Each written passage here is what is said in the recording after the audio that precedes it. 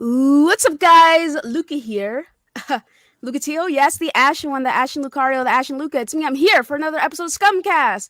Luca, what episode are we on? I don't know. Actually, I put up this stream yesterday, and I haven't checked to see what the episode is since I put it up. But that is okay because I never actually check. But we are here with some fantastic guests along with my amazing panel, and we have a lot of topics this week. It was kind of a big week. Like, a lot of stuff happened, so I'm looking forward to going over these topics with the boys and hanging out with people in the chat, man. It's good to be back with the Scum family, the Scumcast. I want to say that at the end of the day, the only people I can count on are the people in the Scum family. All right, you guys rock with me. You're here for me, even when you disagree. The majority of you are polite about it. That's the key term, majority, because there is a small minority of people who, they want to act out. I don't know. But anyway, shout out to y'all, to anyone who makes it, everyone who listens later. Much appreciated to all of you guys. So, okay, hold on one second. Let me just go ahead. You guys already know how it is. Like, Luca's slow to the draw, as the kids say. Do the kids say that, guys? I have no idea. Sure. I was a kid like 10 years ago. I guess I still am a kid, so sure. Okay, all right. Shout out to Jedno for becoming a scum. Thank you, man. Much appreciated. Nothing but love for you. What up, Blade X, Arcade, Drev, Sonic, Tony plays games, and then MUI Tony, and then Defloid, Briarios, BK Born Gaming, Tando, Jeff, Nico. What's up, guys? It's good to see ya. It's good to see ya. As I grow older, let me tell you something. My mom was here last week, and she was like, "You're turning 30 this year." And I was like, "I'm actually turning 29. She had me for a hot second believing I was turning 30. Like, it was like a psychological mind game, man. I was like, damn, am I actually turning 30? Because I've been telling people I'm turning 29. No, she was just wrong. She forgot when I was born. That's okay. That's okay. I still have one more year left of being in my 20s. I'm going to enjoy it because I know as soon as I hit 30, slow-mo is going to be going crazy. I just know it. I can feel it in my bones. So, I can't wait. I cannot wait. So, Tell your old ass that you old. I cannot wait. I am looking forward to it, man. I am aging with grace, that is, with grace, and I'm enjoying it. You don't look a day over 12, so that is actually a really good point. Like, my mom is 50, looks like she's in her early 20s, dude. Like, I'm loving it. I'm loving the aging process for me. I can't wait to I'm 40 and I look like I'm 13. Like, I just can't wait. Like, I'm looking forward to it. So anyway, moving on from that. Okay, what's up, Segan? All right, let's do this. Okay, so shout out to Mr. I Was Right. Welcome to Scumcast. Hello, Singer. Hello, Luca. So I was right. If you remember the podcast we had with the Activision acquisition episode, I distinctly said that taking Call of Duty the threat of taking Call of Duty away would make PlayStation actually try and make some multiplayer games, and this is the path they should choose. And it's good for the gamers because they'll actually have more games to play, so it's a great thing. Well, Sony came out and said they have 10 of them. So I'm sat here like, I was right. Were they all confirmed shooters? No, but they're multiplayer games. I said they needed multiplayer games. Sorry, my bad. I heard that wrong. Yeah. Multiplayer. Okay. So, because they announced 10 of them, I mean, I predicted it. I was right. But are you said that it was because of Call of Duty, though, right? That would be a reason of pushing them in that direction, yes. Oh, so be quiet. Hold on. So what's your basis? So they knew the future. I mean, it would stand to reason that people in the industry would know about these acquisitions coming before others. But before we get into that, Meta, welcome to the show, my NFT brethren, my rolling in the dough homeboy. What's up? Oh my God, not like this. I'm outside the building with a tin cup right now, man, collecting Bitcoin. Yeah, me too. Welcome to the show, man. All right, and then we got my writing brethren. All right, my homeboy, the one who owns the craft, Ramon. Go ahead. Oh well, while Meta's out there, with a 10 cup for bitcoins, I'm out there with a sign that says "We'll write for coins." So please hire me as more than just black guy number 36, please. Yo, man, that's freaking for real. I mean, I think I've graduated out of that a few years ago, so it's nice to actually have characters with a name. Have you bumped up from 36? Oh yeah. I'm number 6 now, so you may actually get a line or two. Oh man, not like this. Excellent. All right, now we got my back slapping brother in right here. What's up, Slow? Yo, what's up, y'all? What's up, chat? What's up, panel? How's it going? Going to have a good show as usual, so let's get into it. Yes, and then let me get the super chat real quick. Shout out to my homeboy Jez. My newly anointed soul's brother, and Jess, shout out to you for beating Dark Souls. Jess, with the super chat, the 666, appreciate it, brother. Thank you so much. And then what's up? Got my Pikachu lover over here, Nautical. Let's go. Yo, what is up? Scumcast is here. It is Saturday. Seems like a long time since last Saturday. It was a week ago, but it's got a powerhouse here with us. Got my homeboy Slow-Mo here. Got Meta, only see him once every blue moon. But let's have a great show. All right, man. And then we got my brethren. Okay, the only one younger than me that I know. Oh my gosh. We got my boy Deli here. What's good? Hey guys, how are you? It's been a while since I've seen you guys because I've just been working and traveling and doing some other stuff. But hello, my name is Deli. I'm a AAA game developer for Ubisoft. Well, I'm formerly at Ubisoft. So yeah. All right, man. Okay. Hey, Deli, can you do me a favor real quick? Sure. Call Luca old. Just call her old. Just tell her that she's old. I'm sorry, I haven't really adopted the ageism yet, but I'm sure the more time I spend here, I will. Is only like what 2 years younger than me? God. Hey, that's enough. 4. How old are you? I'm on the 21st. I'll be 25. Oh, okay, that's good then. Yeah, go ahead and with the ageism, I'm fine with that. Damn, you could be like, when I was going into older middle than school, you were graduating high school. I mean, that doesn't really hit as hard as me saying when I was going to high school, Slow-Mo was working in the in the workforce. Actually, doesn't hit as hard as when I was graduating elementary school, Slow-Mo was graduating high school. It just doesn't hit the same way like that does. But you know what? It doesn't matter because you're old just like me now. I'm actually not as old as you, Creaky Bones. You were old. Okay, we are in the same. We are in the same old demographic. Okay, we are different generations. Okay, when you write on your questionnaire, and they be like, which age group are you in? And it's gonna be like 30 to 44. I can't wait. The same group as me. Okay, but like I said, we're from different generations. So I will sneak in one ageism comment before the end of the night. Do it. All right, sounds good to me. Okay, what's up, Leaky? John the Don, Dee Lee, Pose, Jack, Stankmaw, Organic Growth, my ass, Gregor. So good to see all y'all. We are going to get into it. Okay, so let's talk about it, baby boos. Sony Interactive Entertainment has purchased Bungie for $3.6 billion. Yes, it was billion, right? Yes, it was. Yeah, it was billion. Yeah. So some people are like, they overpaid by quite a bit. Other people are like, wow, this is like such a great get for them, right? For me, I'm like, yeah, that sounds like a great get.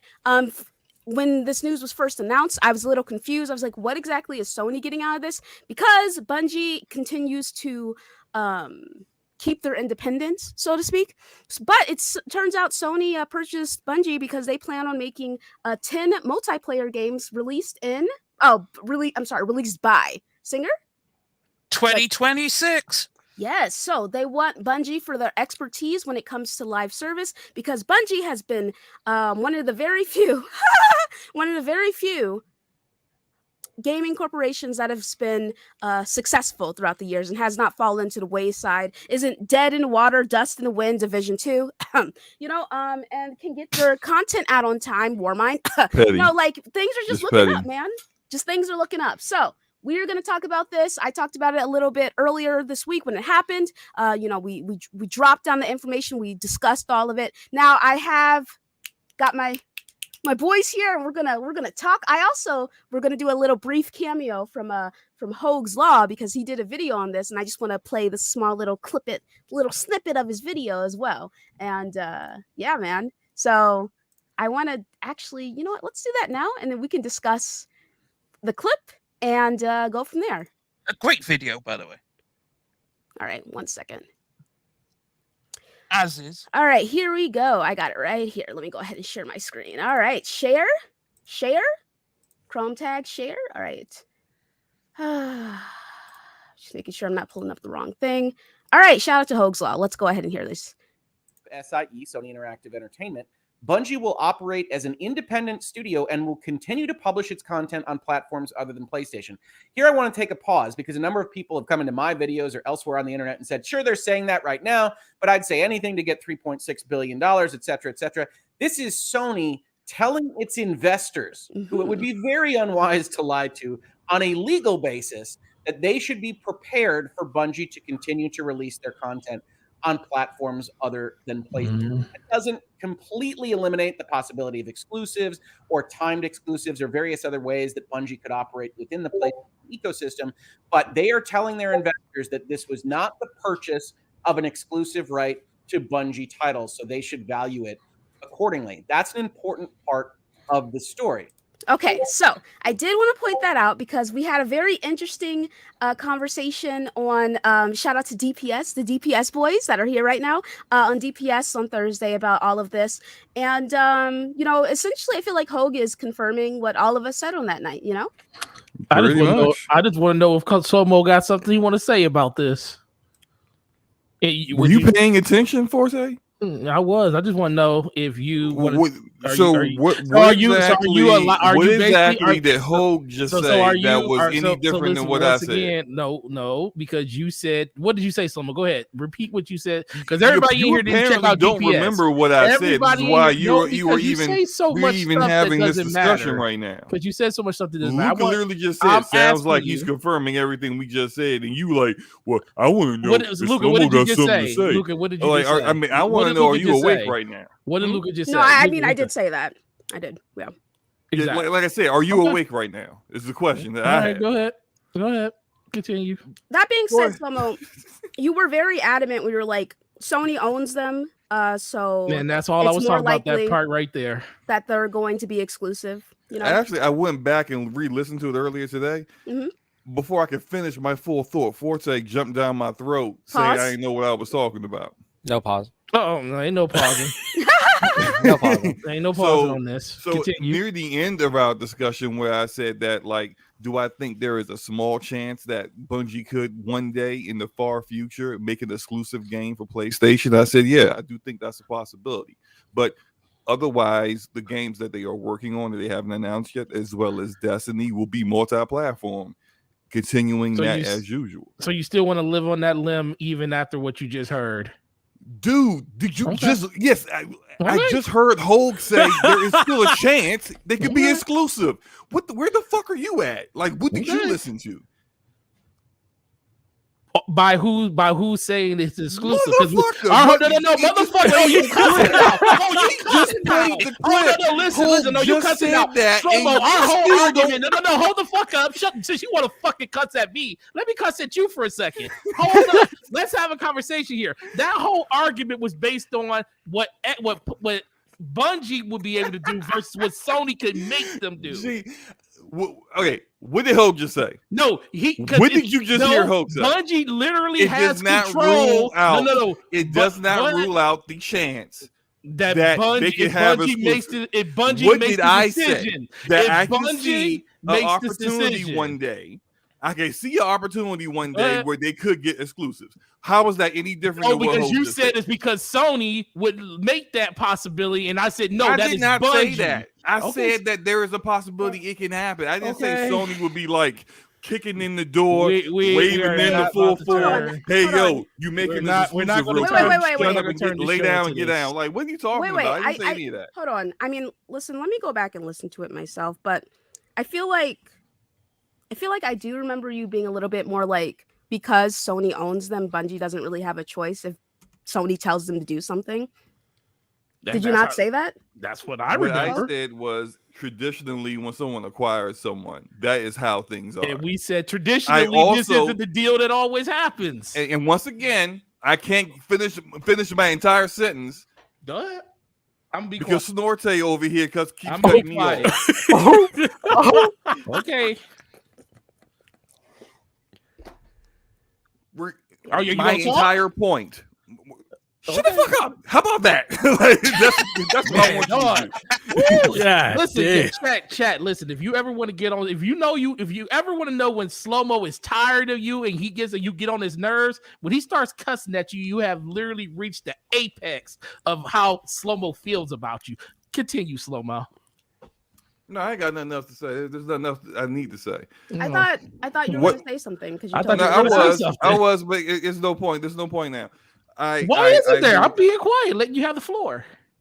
No, you're not because you just started talking again. Okay, I will mute myself. He started talking. Wait, hold on. You stopped talking. You started talking because you said you're not going to say anything. So which one is it, Slow-Mo? Do you want him to stop talking or not?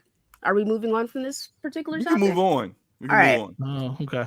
Okay, so anyway, I just think it's more likely, in my opinion, based off Bungie's initial statement, where they said they would continue to publish games on platforms where the community is. Bungie's community currently just consists of Destiny. So I think that's going to include future communities as well, because why else would they say it? Now, I'm a very literal person when it comes to a lot of this stuff, and very to the point when it comes to this stuff. So I mean, currently, as it stands right now, I'm like, all right, that makes sense to me. So we'll see what happens with that.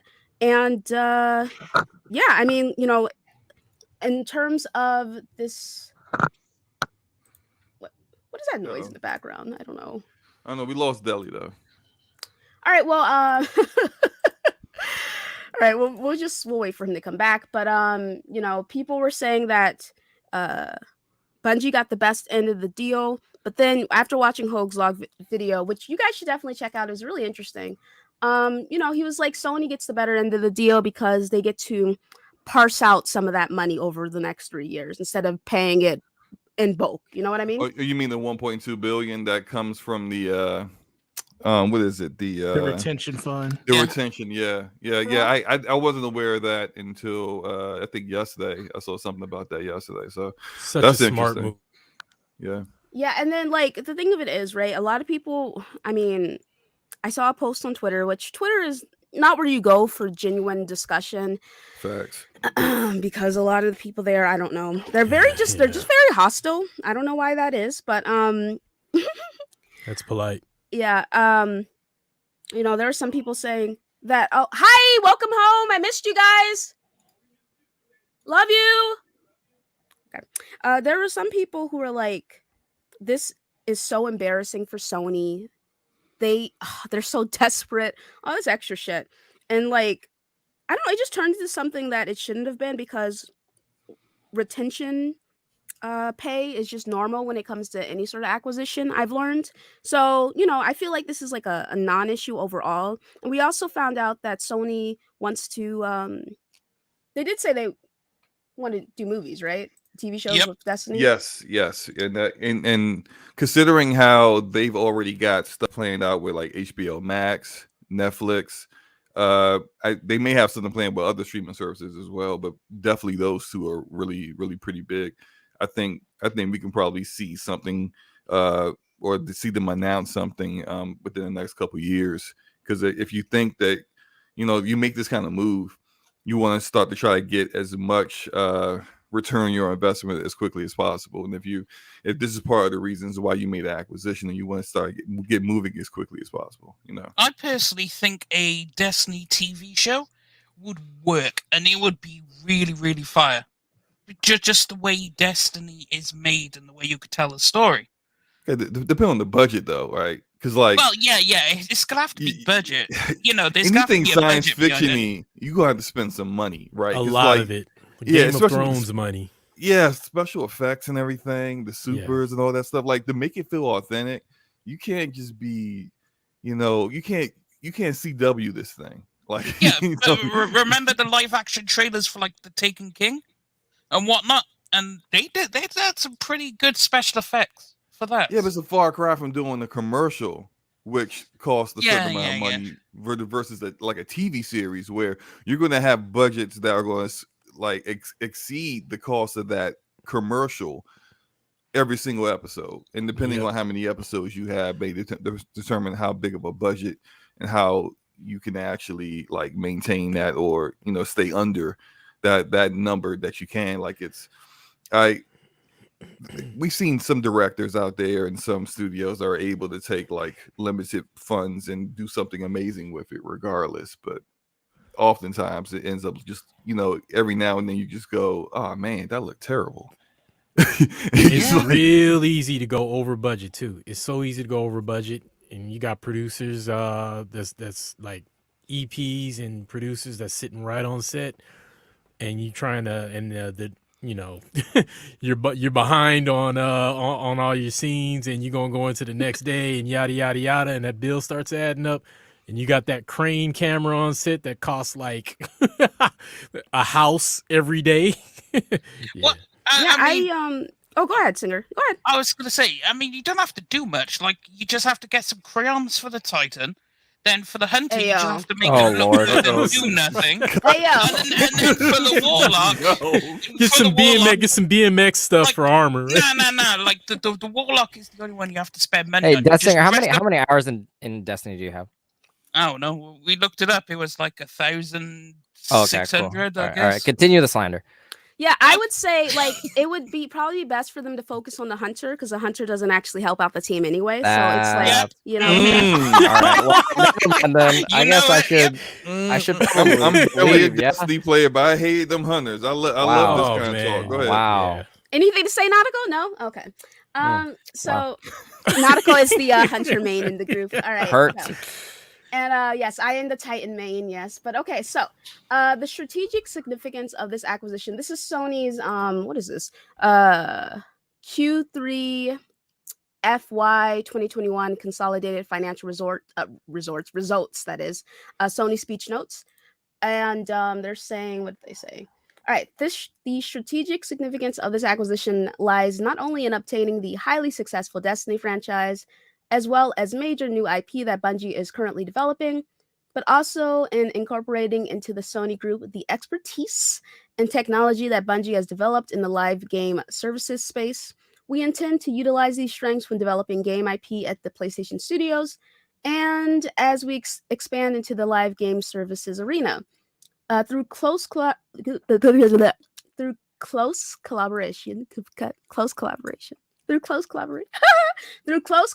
between Bungie and the PlayStation Studios, we aim to launch more than 10 live service games by the fiscal year ending March 31st, 2026, which is fiscal year 25. Let's hear. In addition, we view the development of our game IP on multiple platforms as a major growth opportunity for Sony. Once again, we view the development of our game IP on multiple platforms as a major growth opportunity for Sony, as has been evidenced by the success of the PC versions of God of War and other first-party games. Through this acquisition, slate, baby. I'm sorry. Through this acquisition, we intend to acquire new users and increase engagement on platforms other than PlayStation, which will enable us to significantly advance our long-term growth strategy of further expanding the ecosystem of our game business. All right. So, thoughts? Whole slate, baby. Well, yeah, I mean, like that sentence that Luca, for some reason just decided to repeat about our IP on multiple platforms as a major growth opportunity, as evidenced by the PC versions of God of War and other first party games. I mean, like they already said that. They're kind of just reiterating and double downing on their growth expansion and what their plans are in the future, which as far as their investors are concerned, should be just like, hey, that's more money coming in, because God of War has done really well. It's sold the most out of any of the games that they brought over to PC, and I can see them deciding to go further into mobile as well, probably with different kinds of games that they'll come out, because the mobile games aren't exactly like the games that we play on console or PC anyway. But it's good to see, I think. and especially as if you have a PC and you want to enjoy those games. I think it wouldn't be out of bounds to say that some of those games will start to come over quicker and not be like a game that came out like 2-3 years ago all the time. Like maybe like we're starting to see some of those PS5 games coming over, but still not day and date, at least not quite yet, but definitely like a quicker cadence. Anyone else? Anyone else? Of the I already was doing with my Yeah, that's nice. Away. Okay. I just got back, bro. My son went. No, man. It's just like so. Hey, no, my son was going ham, son. I'm sorry. No, oh, you're good, bro. I had to put out a fire. So Ramon, do your interest only lie in playing old ass games and not keeping up with the rest of us? Like, come on, anything else? Oh man. Yo, I play new games too, but the reason I don't have a mile-long backlog any longer is because I had to be focused. So I'll be caught up by the end of summer. I'll be playing new games with everybody at the same time. Okay, if you say so. What do you think about them expanding their portfolio to other platforms? Does that make you interested in potentially getting these other platforms where those games may be, or are you upset or hurt that those games won't be strictly on PlayStation anymore? I'm definitely I can definitely say with confidence that I'm not upset or hurt, because that's just hilarious. As far as other platforms, I mean, it doesn't really move the needle for me, because as much as I would like to say, oh yeah, maybe I'll get a PC, blah blah blah, the fact of the matter is I don't have the mental bandwidth to deal with all of that. So I'm content to take the trade-off of, I don't know, the ability to tweak everything and get the best out of it for a nice, I don't know, balanced, like reliable, double the frame rate. It's just like it's not that big a deal to you. I got it. Oh, I didn't say it's well. It's for me. It's like this. When everybody was when 30 frames was the standard, I was like, well, I mean, for console. And then PC guys were like, man, I can't even play it at 30 frames. I got to have a minimum 60, but I'm at 120 right now. And it was like, for me, it was like, I wasn't in those discussions because I wasn't playing at 60 frames, and I wasn't going to. And now that we have 60 frames, I'm like, okay, yeah, this is awesome. But you notice you never hear me say, man, I can't go back to 30 frames anymore, blah, blah, blah, because I still have some classic awesome games that are going to be sub 60. And I go back and play those. But yeah, I don't know. It's difficult for me to go back because it makes me sick. Like it makes me feel. It makes my head hurt. It makes me feel nauseated. So I can't go back, unfortunately. For me, on this subject, I will say it is the best thing ever. PC is the best investment. There's reason I invested in it. You play all Nintendo, all Xbox, all PlayStation. You don't just the PC will service you. Doesn't matter what you want. Like you think they do backwards compatibility? You wish Sony did? Oh, you could do backwards compatibility better than Sony ever could. Then or Nintendo, or Xbox. So it's a glorious thing when PC becomes the number one place to play your games. And I can't wait for Ghost of Tsushima on PC. At the end of the day, it is a choice. There are some people who will choose to migrate out of the PlayStation ecosystem, depending on what route they decide to take releasing games on PC, if they go the Microsoft route and do the day and date, or if they just wait it out for a couple of years. So we'll have to see on that. What do you think, I apologize. Can I just interrupt real quick? Sure. Did I just hear Death Singer say he can't wait for Ghost of Tsushima on PC? Yeah. Yeah, because I get to try it out. But didn't you say that you were waiting for a reason to buy a PlayStation?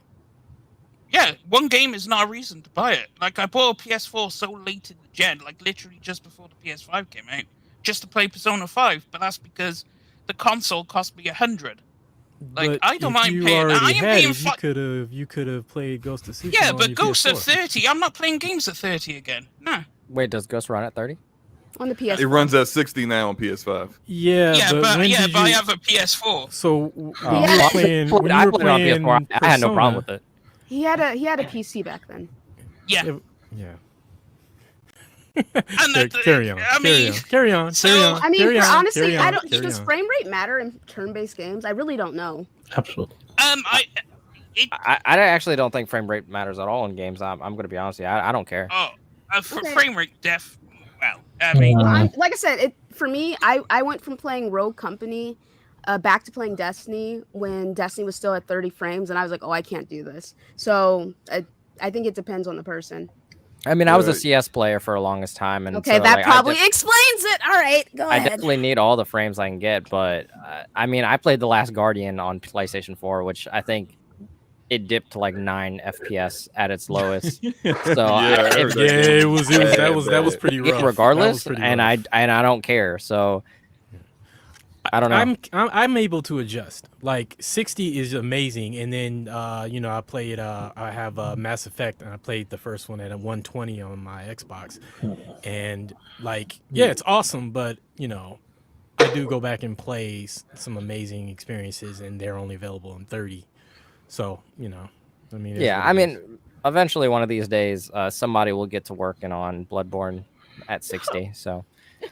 If it comes to it should come to PC. Then we'll have 60. It's not that simple.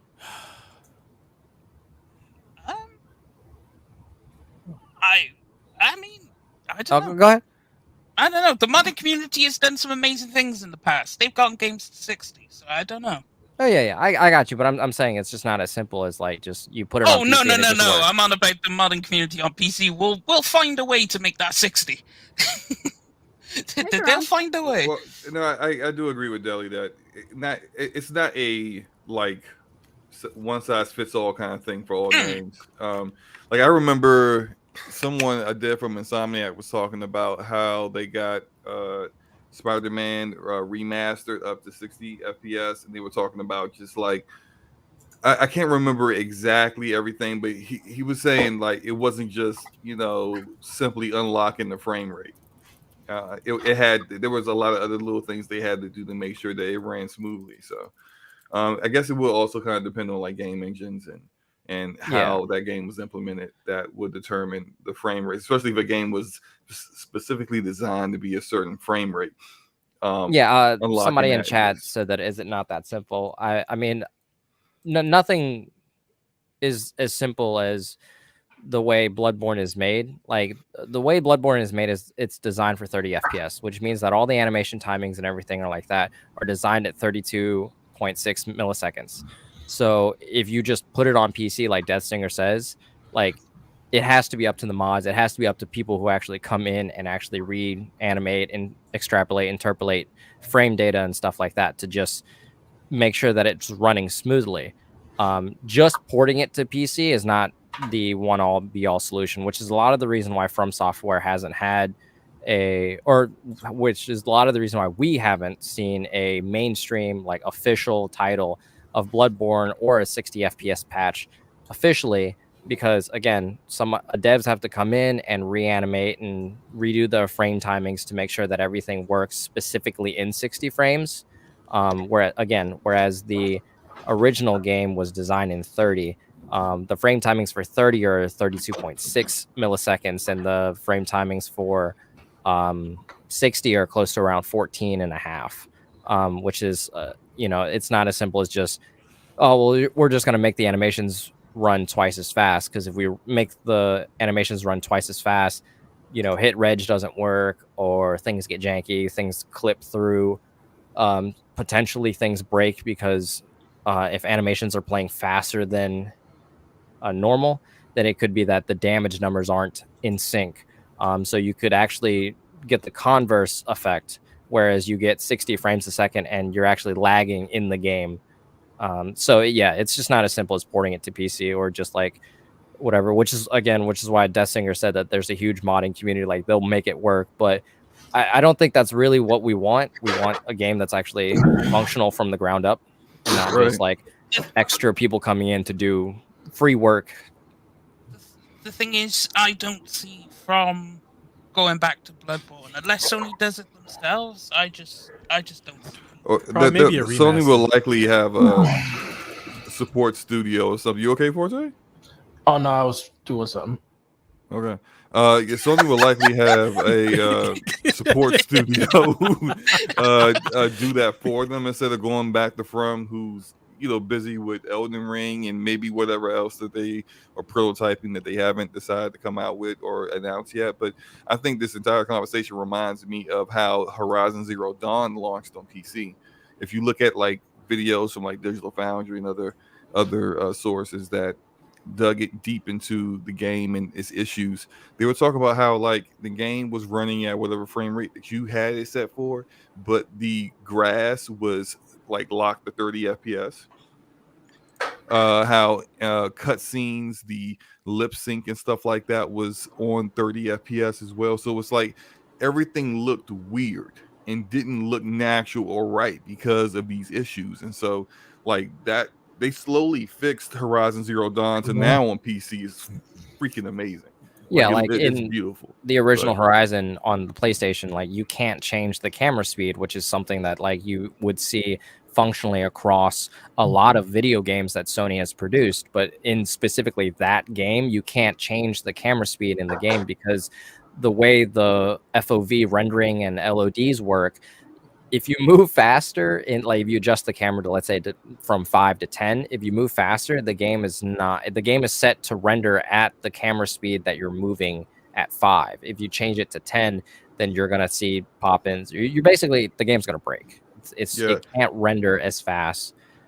So yeah, that's something that also attaches to your point there, Mo, is that there are a lot of things that are designed. I believe that's also why they couldn't add flying too. They couldn't because they wanted to add flying, but they said that due to it needing to run on the PlayStation 4 and how they had it set, that flying wasn't a possibility. Yeah, I think that's probably like due to that. Go ahead.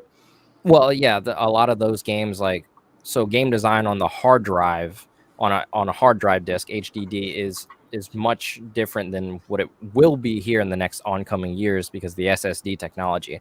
So, which is why you see a lot of games being like 100 gigs because assets are duplicated over and over and over again. Which is why Ghost of Tsushima actually is surprisingly small because their asset management is absolutely fantastic on Sucker Punch's end. But let's take Spider-Man, for example, right? Spider-Man, like each block has a mailbox. So let's say you swing from Midtown to Uptown, over towards the Bronx. Every mailbox that you pass is potentially duplicated on the hard drive over and over and over again. So you're swinging 10 blocks. You've probably seen, let's say, 20 mailboxes. If those things add up over time. The SSD, it can just instantaneously pull the asset for where it needs, so you don't need to duplicate it. So the game files are much smaller, and because of that and the rendering and the speeds and stuff like that, Spider-Man can only swing at like 15.2 meters a second max. Like you can't physically go over that speed limit because then it'll break the rendering speed that it's going at, and that's something that probably why they don't have flying in Horizon is that if you were to quote unquote fly, if Aloy was supposed to fly, she could only move at a set speed, which is basically the speed that an animal would ride at. So it would basically defeat the purpose of flying. Right. Okay, so let me grab this member super chat. Shout out to Clifton, who's been a member of the Legionnaires for 16 months. Shout out to you, brother, saying I'm a proud scum guzzler. PC ninjas stay winning. Ouch. Yes, PC guys do stay winning. Yes, it's very true. For the most part. Okay, so let's move on. Ed, do we have any last thoughts on Sony buying Bungie? Do you have any thoughts on that, Deli? I mean, I think it was a good move. I don't think it was in response to anything, but I think that I read on the internet Bungie is valued at $2 billion or around $2 billion. So take that with a grain of salt. But if they're valued directly at $2 billion, then they only paid like what, 400 million more than market cap or what their net worth is. So I mean, I think that's a good deal. And then the 1.2 million or 1.2 billion retention bonus is fair. I mean, somebody had said something on the internet on Twitter, and I had said, well, Bungie has over 900 employees, so like if we just round that to 1,000, like over the course of 2 years, people are like, yeah, that's about $1 million if the leads and investors and other things and don't seep into it, right? So that's like potentially like $800,000 per year. That's an extra $400,000 for bonuses or other things at max, which is pretty normal because Epic Games has paid. I have several games at Epic Games, several friends at Epic Games that have been paid over $1 million on just overtime, getting their salaries tripled and doubled working on Fortnite over the last several years, especially, when it was getting big here in 2019 and 2020. So I don't see the possibility of like a Bungie employee staying 2 whole years and then getting like a lump sum of like 600,000, or it being broken down to 300,000, which is essentially like double their any normal employee's salary as a bonus, which again, I don't really see as a huge deal because I think developers deserve their flowers. Okay, sounds good to me. Anyone else? It sounded like a Me Too thing to me, but What do you mean? What do you mean? I'm just gonna be. They was like, "Oh, we can't buy Activision, but we can buy this motherfucker. What's on sale right now?" All right. It's like, give me the blue light special. I will. To me, like I found it exciting because like we're seeing both companies taking a step back and saying, oh, okay, we're weak right here. Let's go shore up this hole. You know what I mean? Yeah, that's actually a really good point. Microsoft was definitely very weak in terms of quality first party, in my opinion, outside of Halo, Gears, and Forza, in my opinion. And now that's not really a concern anymore. And Sony was weaker in the multiplayer aspect outside of The Last of Us and Uncharted. So, Yeah, everything else was previously on PlayStation 3. Yeah. All right, cool. Shout out to Singer with the Scumlord tier message. He's been a Scumlord for 11 months. Shout out to you, brother, saying a PCMR baby. We play the best. Also, Dying Light is great. Shout out to the chat and panel. Keep on guzzling. Yes, guzzle, guzzle. Right. Yeah, guzzle. Okay. Nautical, do you have anything to add? No, y'all pretty much knocked it out the park. PC gamers always win when it comes to this type of stuff. So, it just comes down to sooner or later PC will be the main platform to play everything on, and there will be consoles, but at a certain point, it's like that right now. Well, I don't know about that, but yeah, PC is the like best. Let's throw PC a nice party and a parade. Winning. Can we move on? Yeah. All right. Just a matter of time. So, what else did I want to discuss? Okay. So, Battlefield 2042. Trash. It's not a train wreck. No, it's a legit train wreck. Yeah, it's looking bad out here. Shout out to my brother Strictly. You hate to see it. I actually spoke to Strick like last week, and he had said, or earlier this week or whatever, and he said that he had a link for Double XP or something like that. He had a link for something to get redeemed in the game, and because his account was linked to his PlayStation account is linked to a different email, he had to delink it and then relink it, but he is not allowed to relink something for 6 months. So he is currently, his PlayStation Battlefield is at level 1. So he said that he is potentially not playing Battlefield for the next 6 months. Damn, hate to see it. There's nothing to play for that entire time period anyways. He should be good to go. I every time we talk about Battlefield, I just want to pull up the Steam charts on it just because I just find it hilarious. In the past 44 minutes, they had 4,400 people playing it on Steam. With a 24-hour peak of 5,500. So, yeah, it's bad out here, man. I think there's some podcasts out here in this community that get more live viewers than that. Oh, come on, dude.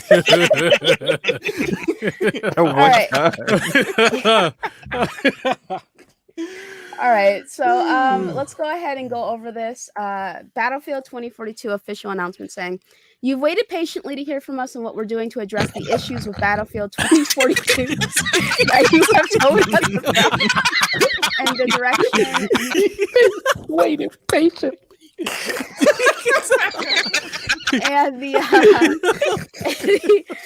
and the Thanks, direction guys. you can expect to see us take in the months ahead. We're taking action on multiple fronts to address feedback and implement extensive fixes to the game, key features that are important to you, and getting team play where it needs to be. After the release of an update in early March, which will include improvements to scoreboards, subsequent updates to prioritize work that will include To be implementing a scoreboard. Improvements to delayed. So, voice communication, VoIP, VoIP, and player profile, a tighter squad loop, including a refined ping system, feedback-based improvements to gunplay, improved reward loop, expanded tools, modes, and tweaks to player experience gains in Battlefield Portal. With a focus on improving these core elements of the game, we've made the big decision to move Season 1 to early summer. When Season 1 arrives in early summer, it will mark the start of a year where we'll deliver 4 seasons, 4 new specialists, and new locations, along with more content. For all of you who purchased the Year 1 Pass as part of the Gold and Ultimate Editions, we know this content is coming later than expected. So we're giving you an all-exclusive bundle containing a specialist skin, weapon and vehicle skins, a melee weapon, and player card, all to be delivered in the next update. We're also planning an improved player feedback process for all of you. As we begin working on new changes, including map design, we'll be sharing our efforts with you, knowing that your feedback on the progress is critical. We are committed to and focused on ensuring Battlefield 2042 lives up to our ambitions and your expectations. It's a task we're dedicated to accomplishing. So, whoever's having their Discord notifications ping in the background, please mute yourselves. I don't know which one of you. Yeah, I do hear it too. Yeah, I don't even have Discord up right now. All right, so. thank you so much. Okay, so shout out to. Okay, who is it? Oh my god, who is it? All right, okay, so I feel like every time I start talking, it'll just pop up. But anyway, moving on. All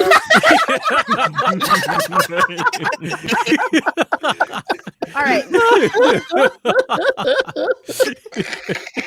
All right. So,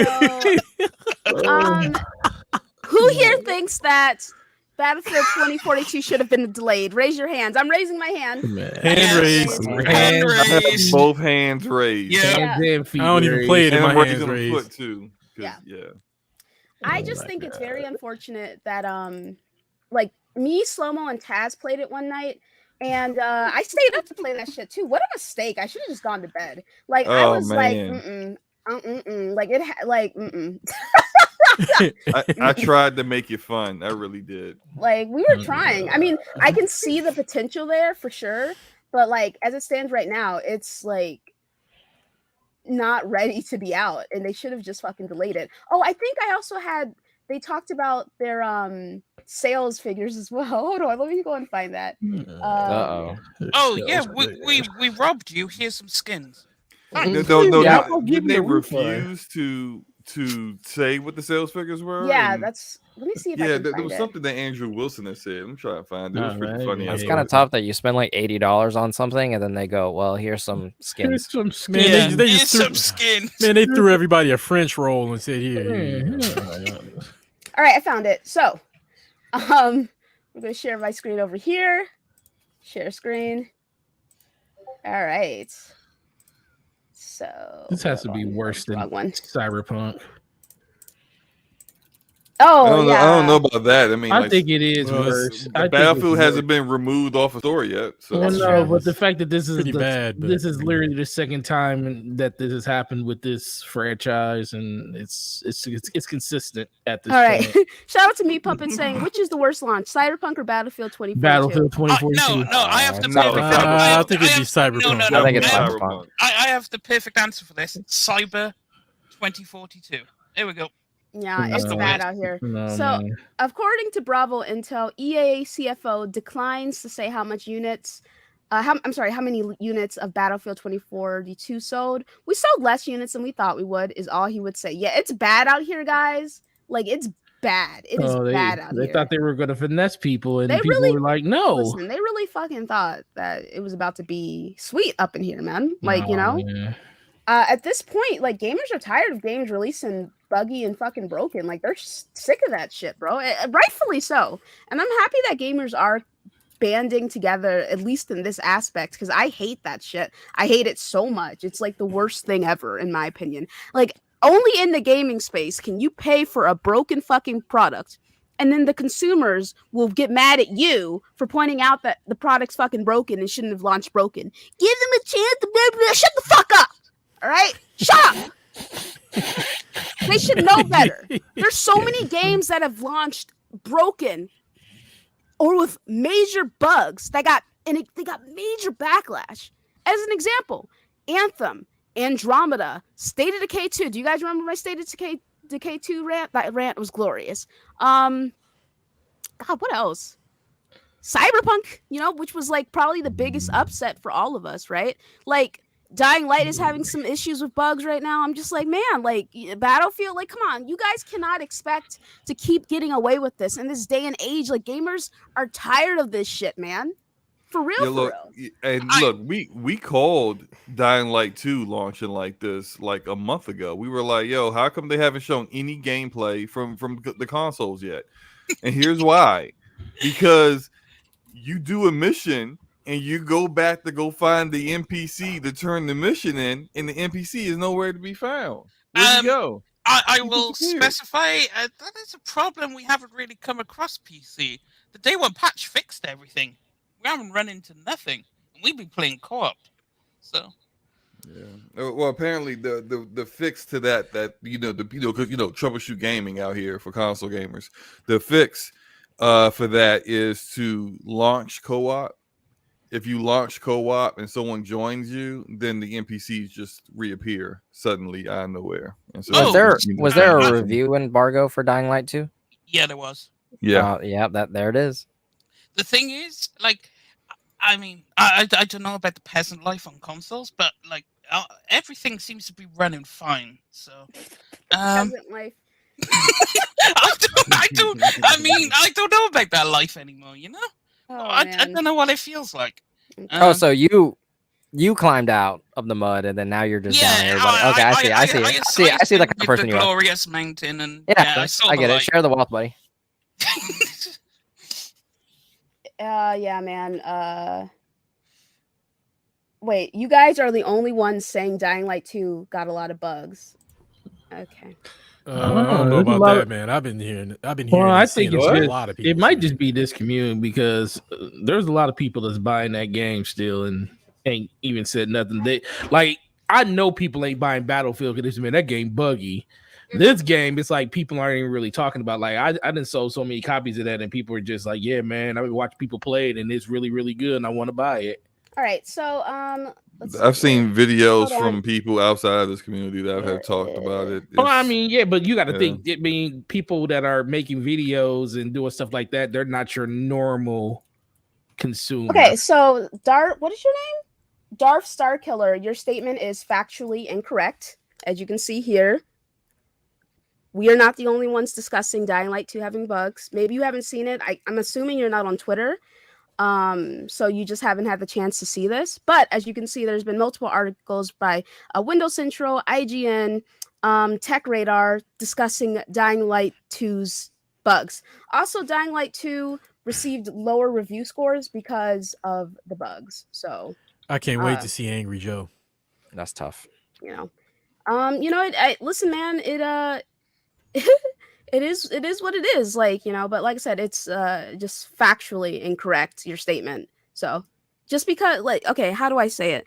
Just because you're not aware of some information doesn't mean the information's not true. It just means that you're not aware of it, So it is what it is. Why is he talking about Twitter? We ain't talking about Twitter. Like, well, it's because she said that she said that he might not be on Twitter. That's why. There's a lot of sensible people on Twitter who have been saying that, though.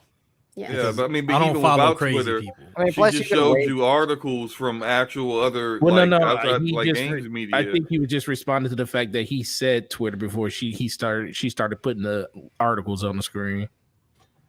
Yeah, I don't know who G-Man Lives is, nor do I care. Like I said, I just gave you articles proving that your statement is who gives a shit factually about his incorrect. damn review? Like who? Look. Shout out to G-Man Lives. I don't know who he is, nor do I Who the care. hell is that? If his one review says there's no bugs in this game, don't listen to anyone else. Does that make it true? Does that now supersede all the other reviews that say the opposite? Like, I mean, like what universe do you have to live in where you would take this one person's source of information and say, "Oh, that's it. That's all I need to hear."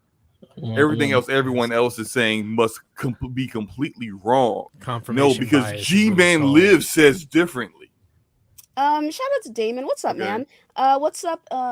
What Iman? Is that how you say your name? What's good, man? How you doing? Yeah, like I said, it's just factually incorrect. There's bugs in Dying Light 2. It's kind of like for me, I didn't have any bugs in Mass Effect Andromeda, but I am aware that Mass Effect Andromeda suffered from some pretty major bugs, you know? Yes, it did. Yeah. Big time. All right, so let's. In Andromeda, there was this one bug where I actually had to put the game down for a little while because I couldn't progress further in the game. Every time I would go back to, I forgot what they called it. It's not the Citadel in Andromeda. It's like whatever the Ark is, or whatever, or where it is the replacement of the Citadel. Every time I would go in there, and I would leave the spaceport part where my ship was, the game would just crash.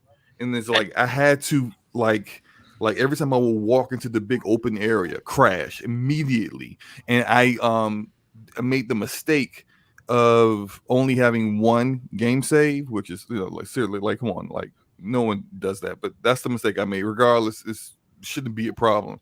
But I couldn't progress any further in the story because like the next step that would have like had more missions open up and the story continue further, I had to go there and speak to a specific person. I couldn't do that. So I had to wait for a patch from BioWare that took about 3 or 4 weeks. And I almost just didn't even finish the game because, you know, like I'm pretty sure a lot of people didn't finish the game because if you have to wait 3 or 4 weeks to continue on, people end up playing something different. You know, I stopped playing it because I got bored. So also, Deli, don't believe the chat when they say moving says I said what I said about Cyberpunk, and I'm saying what I'm saying about Dying Light 2, and it is what it is. Wait, you actually like RW Cyberpunk? Cup? You what? Did you like Cyberpunk? I actually did. I enjoyed it. Beat it. Great game. Oh, I only played an hour in it because mine wouldn't work.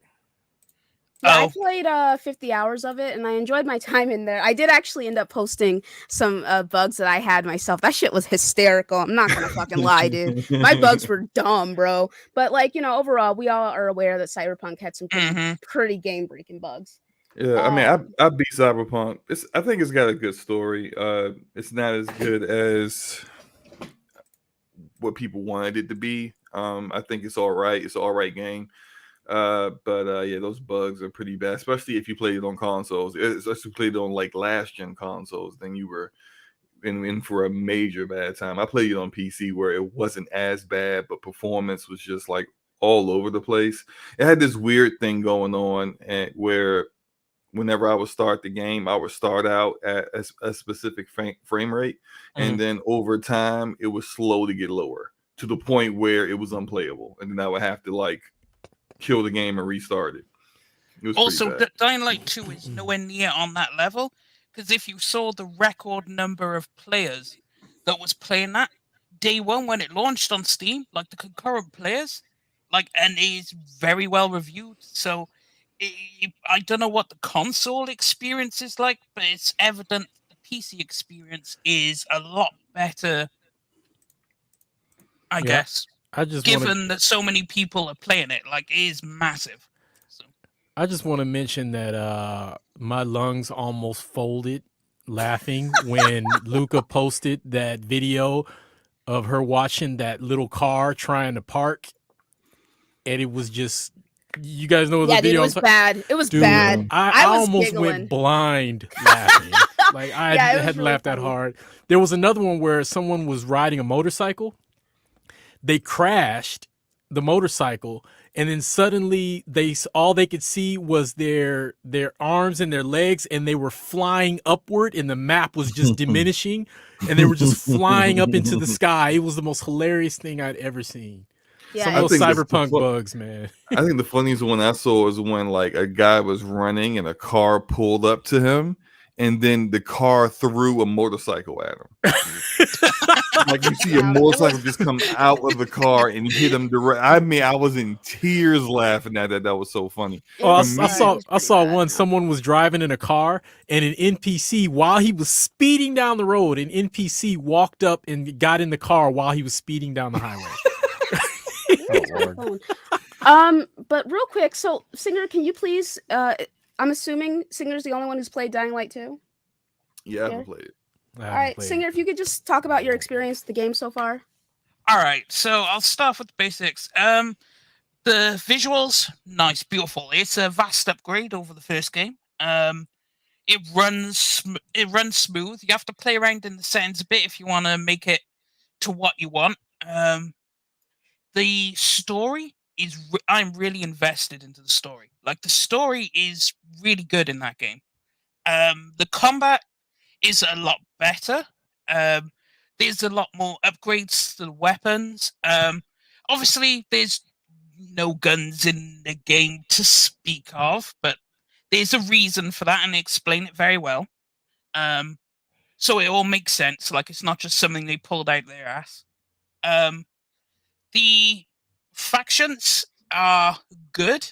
The side quests are good. There is an issue, however. Some of the voice acting for the side quest NPCs is questionable.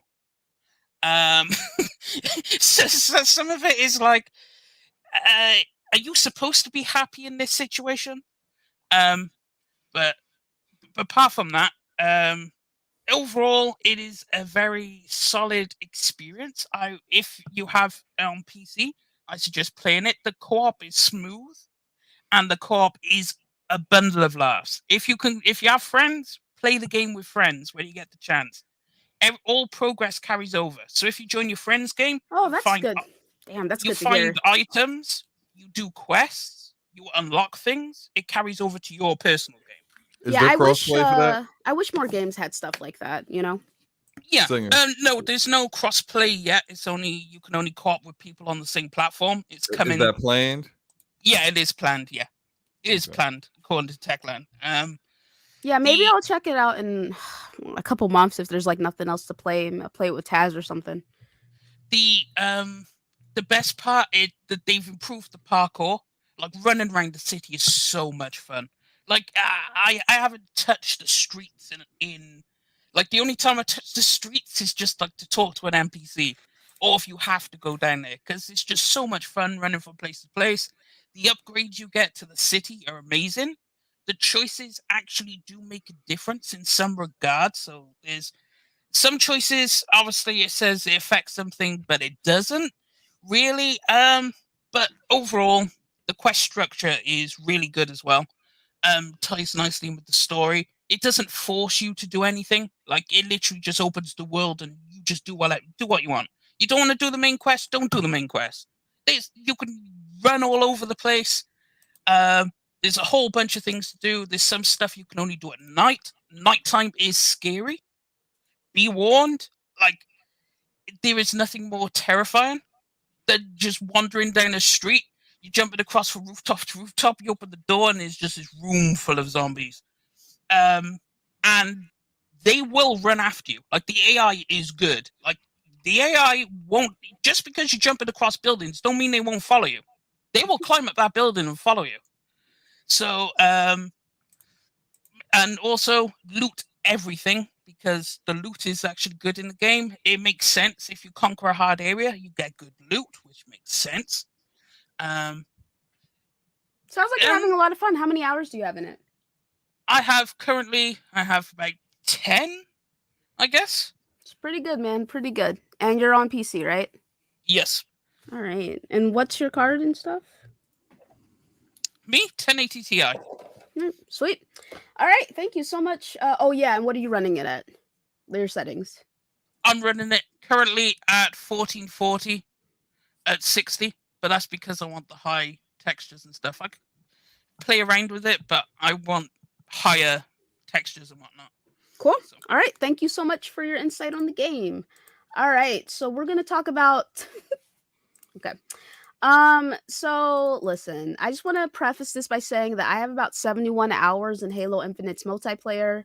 That being said, I have some choice words when it comes to a lot of this stuff. So we're going to go ahead. So our homeboy Joseph Staten, however you say his name, said, "Hello, folks. In November, I said we'd have a Halo Infinite update on our seasonal roadmap for co-op and Forge in January. We actually need more time to finalize our plans, so what we share is something you can rely on. This work is my top priority, and we'll have an update as soon as we can." All right, so this is sounding like, to me, in my opinion, that co-op and Forge is about to be pushed back even further. I don't know how it sounds to y'all, but what do you think? It sounds like they haven't had the opportunity to work on co-op and Forge like they thought they would, and they've been too busy trying to fix all the other things, or adding in features and modes that should have been there at launch, right? Yeah. Mm-hmm. And yeah, by the time they get around to actually working on co-op and stuff, they're not going to be able to meet that deadline. So I think they're trying to figure out a way to break it to us and make it seem like it's not that big a deal, or not as bad as it appears.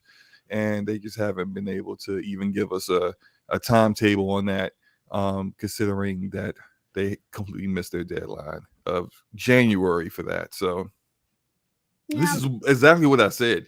Like when they first said that co-op wouldn't be there at launch, and I said, delay the game. Clearly, you are releasing a unfinished product here, and there are features here that you've never launched a Halo game without, that you're going to be launching without. This looks bare bones. Don't do this. Just delay the game, spend the extra time to get that done. That didn't happen. And when they said, "Oh, well, you'll get co-op after the first season," I was like, "No, it's not going to happen. They're going to delay that." Here we are. And look, it's not officially delayed yet, but I mean, it's a formality at this point. It's definitely going to happen. See, this really kind of raises the question of, like, on the one hand, you got how they bought ZeniMax, which was so smart because Bethesda knows how to manage themselves. I mean, yeah, we can talk about the bugs and everything, but I think with the extra resources Microsoft will provide, that'll be greatly diminished. I don't think we'll have to worry about Bethesda. I'm gonna have faith in that. No, I'm still worrying about Bethesda personally, but okay. We'll see. We'll see. I will admit that my opinion on that holds less weight because I don't have as much experience with Bethesda as you guys do. But then when you have studios like 343, who, I mean, I feel like they can make a good game, but they need more I don't want to say oversight, but management. But does Microsoft really know how to do that? That's what I'm kind of wondering. We've just been seeing little things here and there where it's like Microsoft needs to, I don't know, they need to boost. Who's overseeing the studios? Matt Booty, is it? I don't know. Matt Booty is he runs first party. He runs Xbox Game Studios. He doesn't run Bethesda ZeniMax stuff. He doesn't run what will be Activision stuff. He just runs the 15 studios they had before the ZeniMax acquisition. Studios. But That's over 343 itself is Bonnie Ross. Okay. Who has been the studio head since 343's inception, I think. And yeah, so she's presided over the Master Chief Collection, kerfuffle, Halo Guardians' issues, everything. She's been the top. Yeah, it's been listen, man, it's bad out here. But shout out to Red Hair Halo Jeff for super chat. Appreciate you, brother. Listen, man, I love the game. I have a lot of fun in it. Like I said, I have 91 hours in the game so far in the multiplayer. I have not completed the campaign yet, but I'm having a lot of fun in the multiplayer. That being said, this game clearly has issues, you know, in the sense that it's like they didn't launch with very key to Halo modes, right? Like Fiesta. They actually turned Fiesta into like this kind of event in order to, honestly, to sell more cosmetics, you know, which is, you know, their prerogative, understandable. I get what they're doing, right? But it's just kind of like the fact that they took a key mode and turned it into here's some Attached to a cool season, cosmetics, yeah. but also you can go to the store and spend $20 on this over here to add to your samurai armor, or this over here to add to your like, here, add the shader to your armor, you know, like, and then they're like, okay, cool, here's Fiesta back. We gave you Fiesta. Now you can choose from Fiesta, Tactical Slayer, Team Slayer, Big Team Battle. You can choose from all those modes. Those modes were, well, Big Team Battle was there, but those modes, like the first ones that I mentioned, were not there at launch. You know, they added them later. And then Big Team Battle on console, at least, was broken for what, like a month and a half or some shit. And while it was broken, they were still including challenges that wanted you to go into Big Team Battle. And so it's like, and you only get to swap out a set amount of challenges at a time, right? And then in order to buy more swap outs for the challenges, you have to spend money, which, so they just deliberately designed it in that way where it's like, if you don't like this challenge over here, or if you can't complete it, you got to go and spend more money. Like the fucking season pass was goofy as hell. I completed it. Yeah, but it was goofy as fuck. And they had it like as a boost in the beginning where you could just spend money to buy 25 levels. You know what I mean? Was it 25? Something like that. Yeah, it was. Yeah. So it's just like, in my opinion, a lot of the things that they've done with this game are really, really questionable. Attrition is like, they said they're going to work on adding attrition later to the pool, but it's just like, with the lack of co-op for the campaign and the missing forge mode, it's just, this game is missing key features that they've just been slowly trickling into the title, you know? And yes, it's free to play. And yes, it's on Game Pass. But at the same time, it's like, that's not really an excuse to launch your game in this manner. And you also have to remember that they had planned on releasing this game the year the Series X dropped. And can you imagine the state the game would have been in if it had released in that year? And there were still people trying to claim that this isn't an issue, this isn't a problem. I even said earlier last year, I was like, when they came out and said the Forge and the Forge mode and the co-op would be delayed, I was like, well, they should just delay the entire game then. And people had a lot of pushback against that. They're like, why? Why should they do that? I'm like, because the game is going to be missing key features to it. Like, what do you mean, why? I don't understand why you're asking this question and why we've gotten to a point where just because you guys like a game, you're okay with certain things not being there. Like, I don't understand it. I don't get it. Can I say something real quick? Just real quick, right? Like, Luca talked about how she continues to keep playing the game. You said you got 71 hours in the game, right? 91. 91. I have like 80 some hours in the game. I still play the game. The people who came at me when I said delay the game don't play the game anymore. So wait, I kidding. don't understand. It is actually 72. My bad. Where did I get fucking 90 from? Yeah, it's 72, which is still a lot, but still, go ahead. Regardless, you still play the game. You got a lot of hours and you still play the game. I got a lot of hours in it. I still play the game. The people who said, no, don't delay the game. I want to play the game right now. Forget all these other people who want these modes and stuff. But you're not that player. You don't play the game. You got like 5 to 10 hours in the game and you dropped it already because all you do is cap on Twitter. Oh, the game. The people who still play the game are the ones who wanted it delayed because they wanted the game to be right.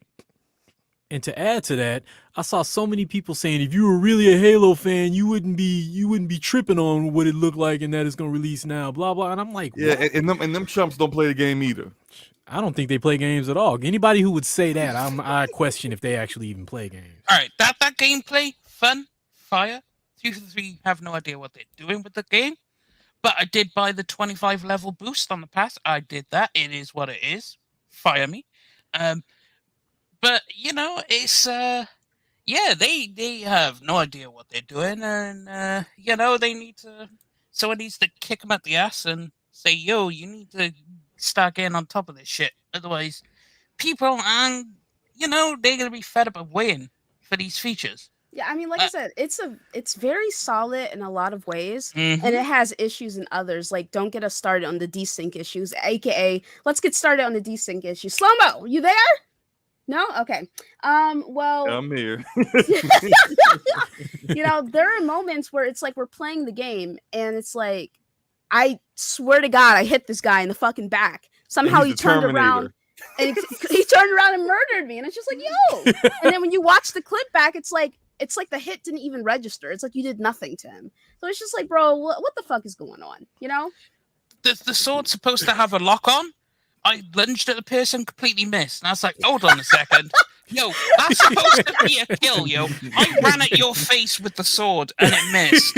I had to swing again. I'm like, yo, what is wrong with it? Like, the sword is an insta-kill, auto-lock on, you're dead. If you're in front of me with the sword, I am killing you in one shot.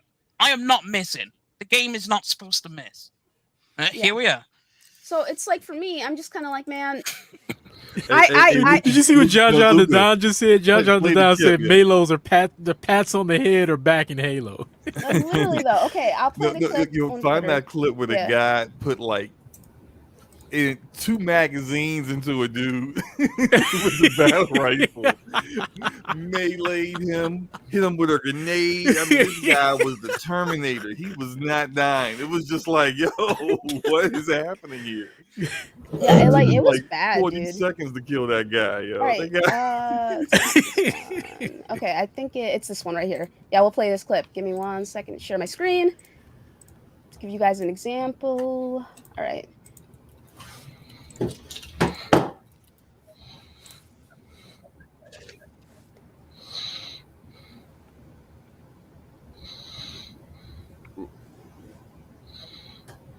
This you playing, Luca? Some other guy. How many rounds does he have to put in this guy? A melee. Still hitting him. That's what to me, yo. Yo, I swear. Like, was he like the Juggernaut or something? There's this clip here. Damn. That's my favorite clip. Are you fucking like, it's funny when it happens to other people. When it happens to you, you just freaking lose it. Yeah, like, are you lose it. serious right now, man? It's like, it's very annoying. It's annoying, dude. It's like, yo, what the fuck, dude? And it's like, you have to sit and you're like, is it my aim? Is it me? Maybe I fucked up. And it's like, no, it's actually the game fucking up. I'm like, yeah, it has to be the game, because I've gone to melee people behind the back and it misses, and my melees are not supposed to miss. The sword is supposed to miss. I threw a plasma grenade onto someone. It should have stuck onto him. You know what happened? It bounced off him and landed on the floor. I'm like, no, the game is not supposed to do this. These things are supposed to kill you. Yeah, it's like, I don't know, man. Like I said, I just feel that, Joseph should have been like, listen, man, we're fucking delaying the roadmap. We're not just delaying the roadmap. We're delaying the co-op and we're delaying the forage. I do think it says something that he's like, we want to let you guys know exactly when this stuff is coming out. But at the end of the day, like, you can't really plan for the future. And if you get to the set date and it's like, actually, we do need to push this back some more, people are going to be pissed regardless. You feel me? So, I mean, Deli, do you have anything to say about Halo Infinite and its issues? I'm one of those people that are just happy to play, so I rock a default skin. I'm just happy to put in time and hours. But I only played ranked, and I don't have as many hours as you do because I work a lot. But I have about 35 hours. I'm Diamond 5, and it seems to me that I thought I was the only one. Like, obviously I hadn't peeped all these clips on Twitter, but as this stuff has been coming out over the last couple days, I'm starting to see that it's really, really rampant the higher up you go as well too. I'm not entirely sure. I don't play casual. I literally just play ranked. But when I was playing with Mo and Forte, like, it happened every now and then I'll solo queue and whatever, and it seems consistently that I will melee somebody and it won't do what I want it to. Yeah. And of course, and over the last couple of years, we've seen a slew of very important people leaving 343. which I remember not too long ago, a bunch of people were saying like, oh yeah, 343's got like over 700 employees or whatever it may be, right? So I have a couple friends that work there, and there's like 547 employees that are on like the studio floor, and I don't know, I'm a little disappointed in myself with the amount of work that is desired or that needs to be done with an employee base that large. And again, like, it may be just be me because I play ranked all the time, but ranked is significantly worse than casual play. And at this point, I don't plan on playing it anytime soon, just because I'm like, it is frustrating to lose your rank, to deranked several times, or to, be up against the Terminator several matches in a row. So it's frustrating, and it's infinitely annoying. Yeah, I completely agree, man. Listen, I just can't imagine going into ranked and having that nonsense happen. I was like, yeah, I'm out of here. Like, I hit platinum 2, I ranked into platinum 2, and then I like never went back into ranked. So, but I Deli, hit if you Diamond 1, I'm rolling with Forte and Deli, and I said, you know what? I think I'm good. Yeah. Just because, like, look, this issue. Remember, Luca, I figured this out. What this article's talking about the issue of ranked and social, and it really not being separate. That like your social performances affect your ranked, and that people were abusing that. I saw that like already. I knew that was already happening just based off of the fact that I can see the MMR in social, in Team Slayer or Quick Play or whatever, right? And it's just like, excuse me, I saw all that stuff was actually in play, and I'm like, how is it that I go into ranked? I'm doing great in on Quick Play. I jump into ranked a little bit.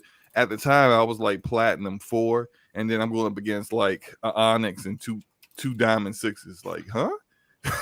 Like, shouldn't you? You're like, something about this is not adding up, man. Not at all. And then, like, this article says that some dude played up against just nothing but AI bots. He goes into ranked and he's playing Onyx. Yeah, it's real quick, Deli, if you have to go ahead. Okay, I just wanted to say thank you guys for having me on the panel. Yeah, thanks for coming through. You offered great insight. Always love having you on. Yeah, no problem. Let me know if you guys need me again, but I will see you guys again sometime soon in the oncoming weeks. My name is Agent Deli. You guys can find me on Twitter. And again, I'm a former AAA game developer at Ubisoft. So you guys have a great night. You too. Thanks, bro. Peace. Deli, take care, bro. But we'll talk later, man. All right, go ahead, Singer. One thing I discovered, the matchmaking MMR, I don't know what's wrong with it, because in ranked, I go into solo ranked, and I have like 4 people, this is their first person shooter on my team, and on the opposite side I have 5 MLG pros. I'm like, how is this matchmaking working again? Because my team, like, the guy was running straight into the enemy team, and he wasn't even looking behind him, and I'm like, okay, so this is your first-person shooter. How are you in my rank? How is there MLG pros one-shotting you across the map on the other side? And I'm like, so how is this MMR working? Because I'm kind of confused. Because every single time, the MLG pro people, they would never be on my team. Oh no, I'd be landed. You always get the trash, man. It's and it's like, no offense to the people playing badly or whatever. I play bad sometimes too myself, but yeah, it sucks, man. It sucks. And honestly speaking, it's like, can y'all listen? I'm sure Halo Infinite will be a great game in 2 years, but as it stands right now, it's got a lot of issues, and they need to work on it. And I can admit that very easily as a Halo player. You know what I mean? So, I'm done with the season pass. I'm gonna finish up this Fiesta shit as soon as the next one comes around. We're supposed to get one at the end of February, and then I'm gonna be done with Halo Infinite for a while because I'll be on Destiny and Elden Ring. So, I had a lot of fun with it while it was out, despite the issues. I just personally feel like it should have been delayed, personally. Yeah, but hey, look, you can't say that, Luca. You can't say the game needs to be delayed because the cappers on Twitter need to play it for 5 minutes, take their screenshots, post them on Twitter, and then brag about how the game is so great, brag about its Metacritic score, and then uninstall the game, never play it again. And then deflect and when they you want ask to for a gamer do tag. that, and they want to do that sooner rather than later. So, Yeah. Hit the like button, guys. If you want to hop out, Nautical, that's perfectly fine. No, I'm just listening. I mean, do you have anything to add? Oh, y'all already said it all. I mean, but I said the game needed to, but I said the game shouldn't have came out anyway last year. I said the game needed 2 years to be the game that they wanted it to be in the first place. So this is nothing new to me. This is all just clarifying everything that I knew when they first delayed the game the first time, and they said, "Oh, it's gonna come out in a year." I was like, "No." All the stuff you need to do this game ain't gonna come out in a year. And Microsoft did them a huge disservice by giving it a release date. It forced Bungie. It forced 343 to be in the situation where they had to live up to an expectation that Microsoft set for them by saying it's coming out holiday of 2021 to live up to the 20-year anniversary of Halo. And that's why we're in the situation we're in now. So now the developers are paying for that because they wanted to get the game out faster. So I'm pretty much been through with that situation. That's why I ain't played Halo in a couple of weeks. So it is what it is. But everybody knew this was going to be the situation. And it's so many people that just aren't playing the game due to the simple fact that there's no co-op. They want to play in co-op. There's people that literally won't even play the game. They own the game, won't even play it because they can't play in co-op. And now they're out here throwing out these statements saying that, oh, well, we got, the game is not progressing. We're not happy with the progression of. What progression aren't you happy with? Are you just trying to find a better way to tell people that, oh, all the stuff that you promised them that was coming out this summer isn't coming this summer? Well, how about the fact that if you would have had like stuff like Team Slayer in the game day one, you wouldn't have to worry about trying to put that in the game a month after launch because it should have been there day one. All of the core features that was in a Halo game should have been there from the start. But guess what? They weren't. So I don't know. So you asked me a direct question. So that's how I actually feel about the situation. But there's no reason to rant about it no more because you guys said everything that needed to be said in the situation. But it's stupid at this point because Microsoft started this by putting them in the situation that they're in by announcing it was coming out in 2021. And it forced, but I'm about to say it again, forced 343 to live up to a deadline that they knew they weren't going to be able to hit. Yeah. There is one thing I do. For those of you who this applies to, or for those of you who need to hear this, Google what an objective is. Thank you in advance. I mean, you know what? You're spitting right now, dude. Like, my teammates be triggering me. I'm like, yo, can you play the fucking objective, please? Just pick up the eyeball. It's right by your foot, man. Oh no, they just want to get. They just want to pad chase that guy. They just want to pad their stats in multiplayer and get kills. COD drones. That's what I call them now. COD drones. Listen, man, it's bad out here for people who. It's like occasionally I will get a team that is like god tier. They're playing the objective. They got my back. We're hanging out together because Halo is a team fucking based game. You have to play with your fucking team. And you know what? It's nice. It's a nice experience because they know what they're doing. And then the next match, I'm looking around. We're all, I'm like trying to follow somebody, but everyone is going in a separate fucking direction. No one goes for power. No one goes for fucking, going, what's that shit called? Camouflage or the fucking overshield. We all just like, let them have whatever they want, man. So, it is what it is. Like I said, I'm enjoying the game. I'll probably be on it on fucking Destiny Day because that shit is like, I will not be on Destiny 2 when Witch Queen launches because those servers are about to be those servers are about to be packed. So I'm working that day. I won't even be home till like 6 o'clock. Yeah, like it's it's definitely an issue. It being free is not an excuse for it to launch the way it did. Maybe if Halo was a new IP, that would be one thing where there's no expectations there. However, Halo is an established franchise and people have expectations for what is in the game at launch. So one being having all of the objectives and modes that a typical Halo game has. So unfortunately, and didn't the community manager try to come out and like go against people who was like, how do you not have a Slayer playlist? And they were like, didn't he say it's like not so simple or something like that? No, he said something to the effect of like no, go ahead. Go ahead. Go ahead. No, so he did. It was just more of this, like it was just more of the disappointment, like how people thought it could just be something that was thrown into the game, and that's why I said this. I don't, as much as this is a 343 issue, it was more of a Microsoft issue from the beginning, because that's why I always say they put them in a situation that they couldn't win in. So what do you expect that was going to happen? It's like they're the ones that have to brunt all the frustration of the community day to day because of all the stuff that's missing in this game. And yes, now who knows? Did Microsoft go to them and say, "Is it possible to get this game out this year?" They probably said, "Yeah, it's possible, but not in a complete state." Well, what about co-op, the multiplayer? Single player state? Yeah, we can get the single player completely done, but it's going to be missing features. Okay, that's fine, as long as we can get it out for the anniversary. I hate to think that's how this conversation went, but there was no way that they were going to once they and remember they told everybody over the summer before before their digital event during their E3 week, that Halo was coming at the end of the year.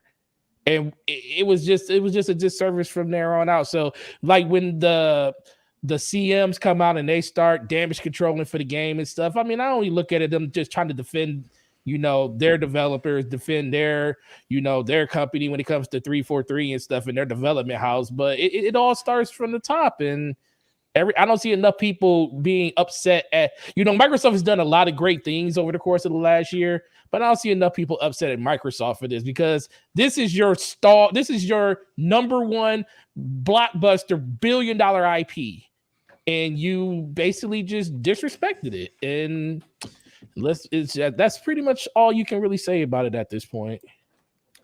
Yeah. All right, cool. Let's go ahead and go over the channel member topics, and then I guess it isn't a short show. We can just get out of here. All right, so let me go ahead and pull those up. Luca, while you're pulling those up, I just want to, he's asked the question several times. I just want to address a question, if you don't mind. Sure. Darth Star Killer isn't it better to just play some of it now than wait anyways? I'm gonna do like Mooch, and I'm gonna use a food analogy.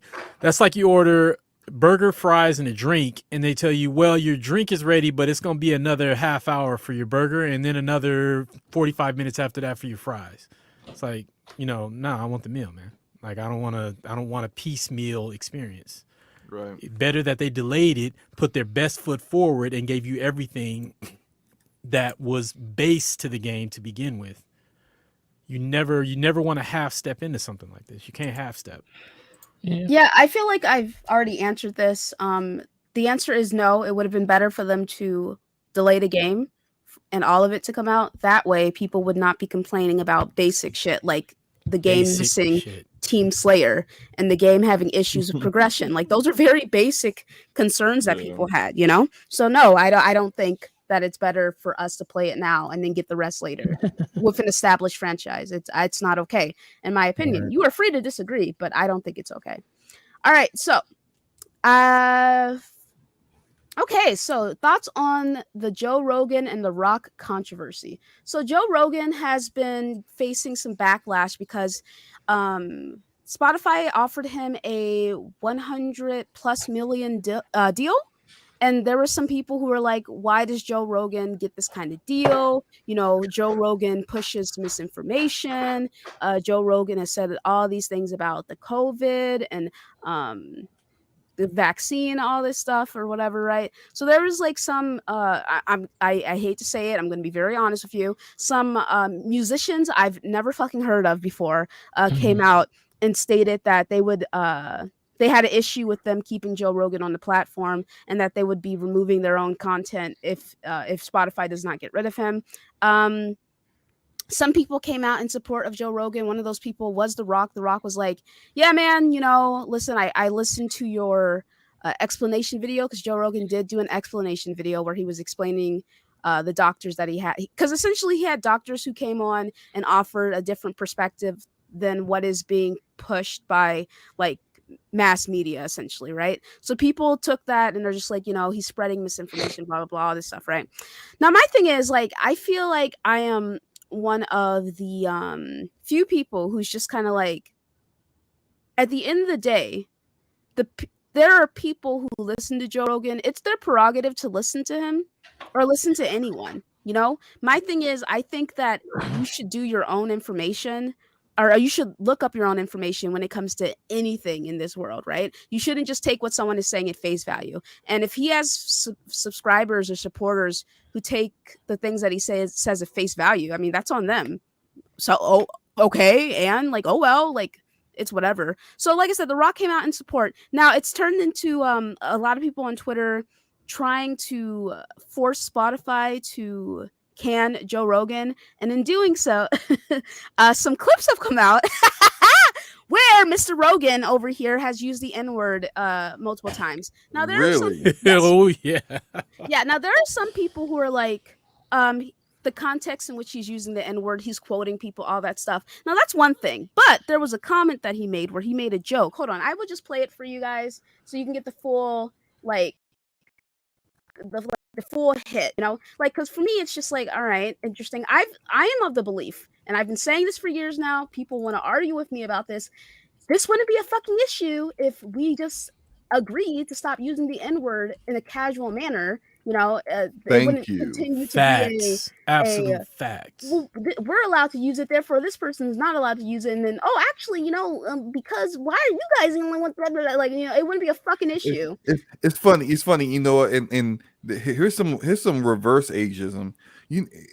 Why does no one actually talk to like older Black people about this? Because older Black people don't subscribe to this. Oh, it's okay for us to use the N-word, but not you. Exactly.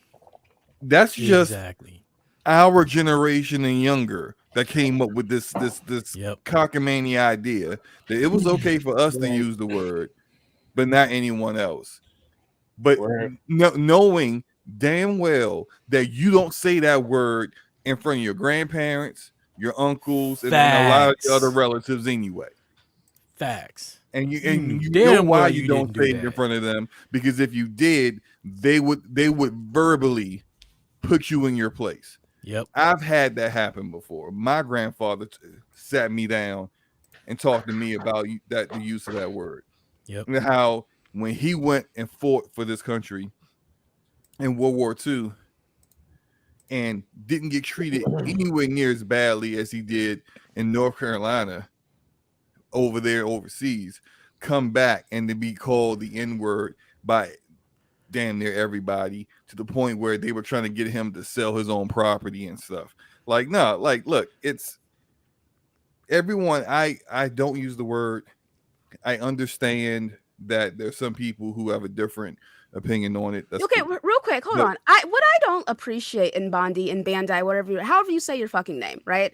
What I don't appreciate is you automatically jumping to Luca doesn't know what she's talking about. Luca lives in her own little world. It's like, no, dude, I was getting to the point where he did this point. He was saying the Planet of the Apes thing. Just because I didn't say it immediately and immediately condemn him doesn't mean anything. Like, if you could just wait for me to finish my fucking sentence, I would appreciate that. And that is the issue with people whenever you express an opinion that does not fit what the majority thinks. That is the issue there. You guys cannot handle the concept of someone not automatically jumping and agreeing with whatever you have to say.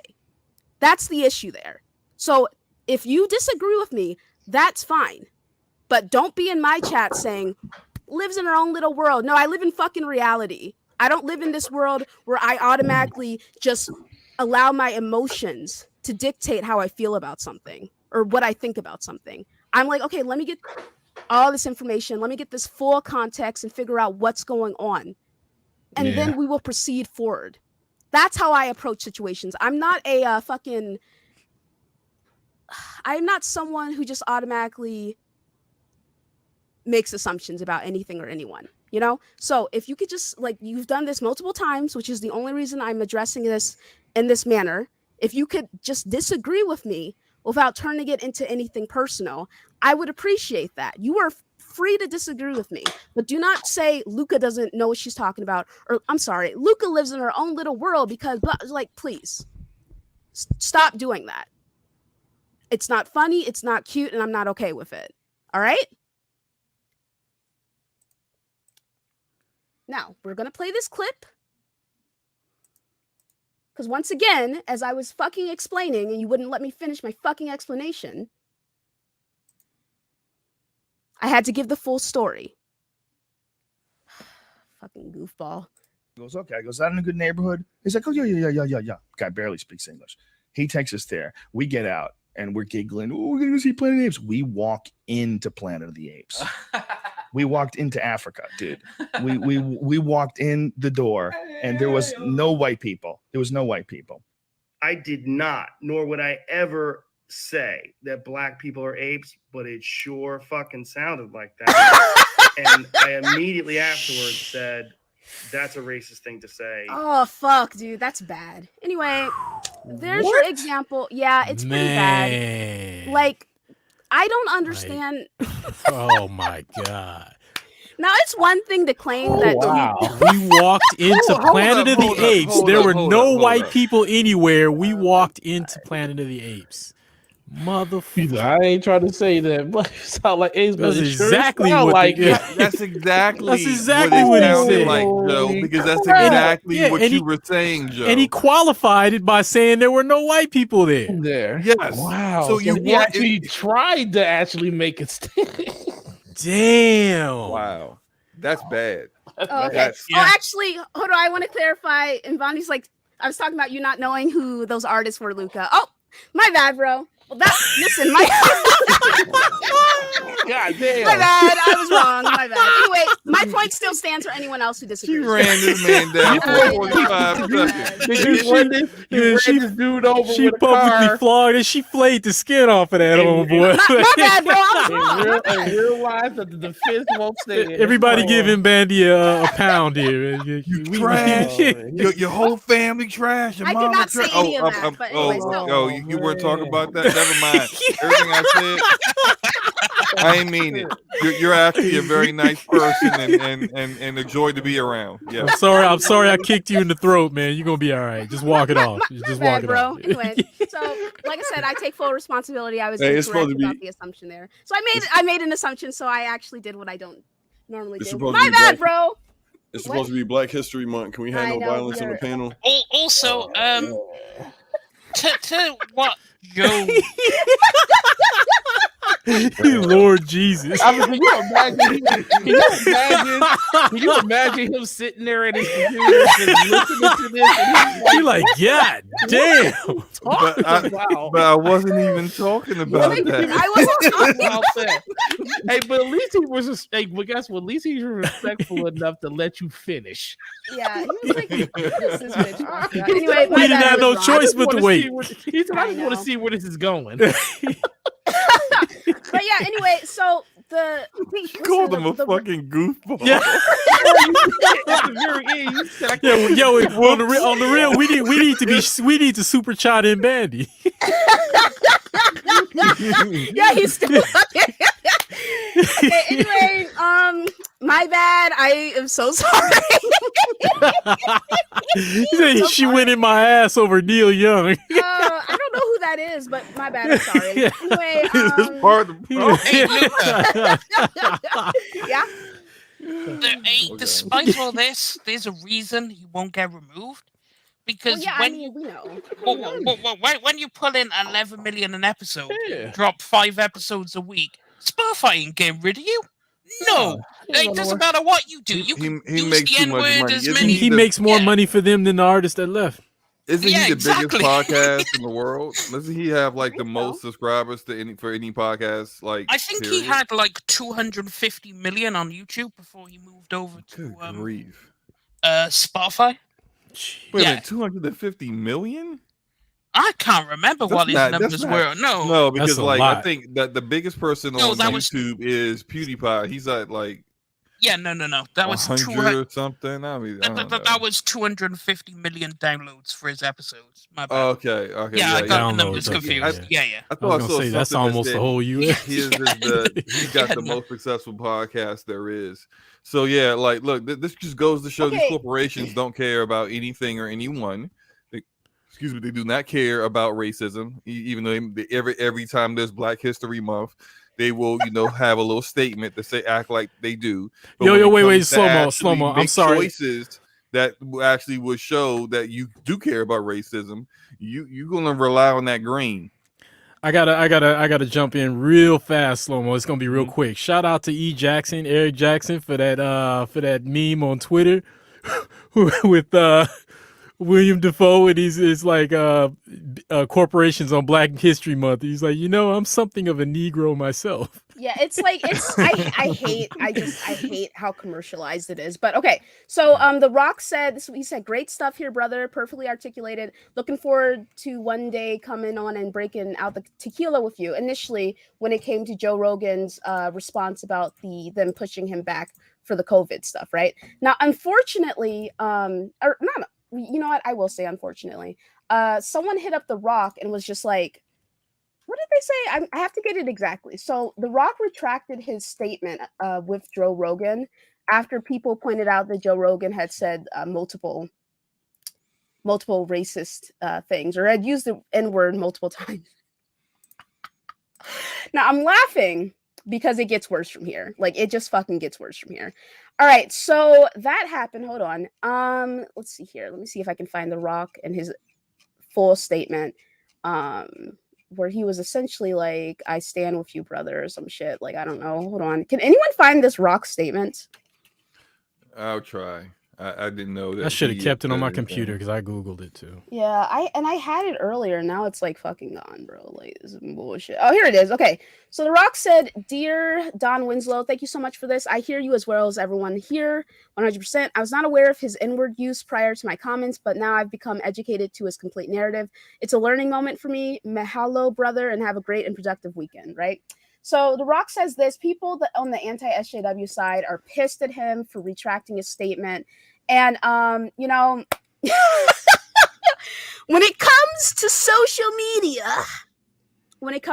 media, you do not throw rocks when you live in a glass house, man.